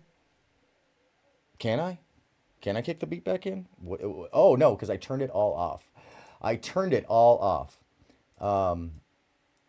Let me see. I need... Oh, did I turn it off? No, I just turned it down. I didn't turn it off. I just turned it down. Oh, yeah. Hold on a second. There it is. Video, audio. Oh, no. See? I've got just too much going on over here.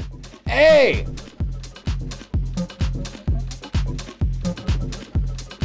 That need to be going the whole time. because frankly, folks, I don't know if you felt it or not. There was a little bit of a disconnect, a lot of a disconnect that Abba noticed there. A lack of humanism that, although I did try to interject it, I will say I was limited in ability to scope out or scale further than what I did. And I think you might have seen me play more quip and interject than just to argue. Because, I don't like to argue. I want to have a conversation that goes somewhere. And those folks that are arguing might not take the conversation to its furthest end. And in any case, I hopefully shared something with you, and we hopefully got somewhere today, at least in thought. And hopefully it was interesting to you as well, although I will say it was a little dark. It was a little slow. But hey, that's part of conversation. They're not going to be all exciting. Sometimes this is really mundane, and especially when you're talking about strategy and wargame. So let's take that into consideration. And by the way, Abba, I'm so sorry that your family has had to deal with that. That is a terrible thing. PTSD, as someone who can attest, is not something that anybody wants to go through. And the human toll of war and the experiences that could be had by a non-human participant in war are they're just magnitudes larger than I think what we could have even gotten into there. So, I think maybe I should start talking about this at some point in the near future, and I will if you guys are interested in that. So, she had to run outside the building barracks to help the soldiers one night, watch because of one of them forgot their gas mask, and she was screaming. My sister said, "I want to see my husband and kids again." Oh, man. War is not for the faint of heart or for those with a childlike spirit, I was once told. And as I've been in war zones doing concerts, believe it or not, I can tell you that there's no way to explain the fear in the back of your mind that rides at all times for those situations. She put it on her soldier, told her to calm down. On her shoulder, yeah. Oh, wow.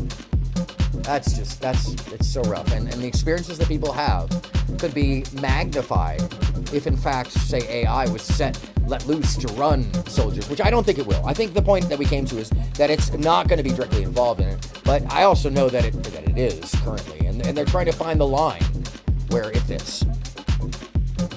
Anyhow, I have to walk the dog.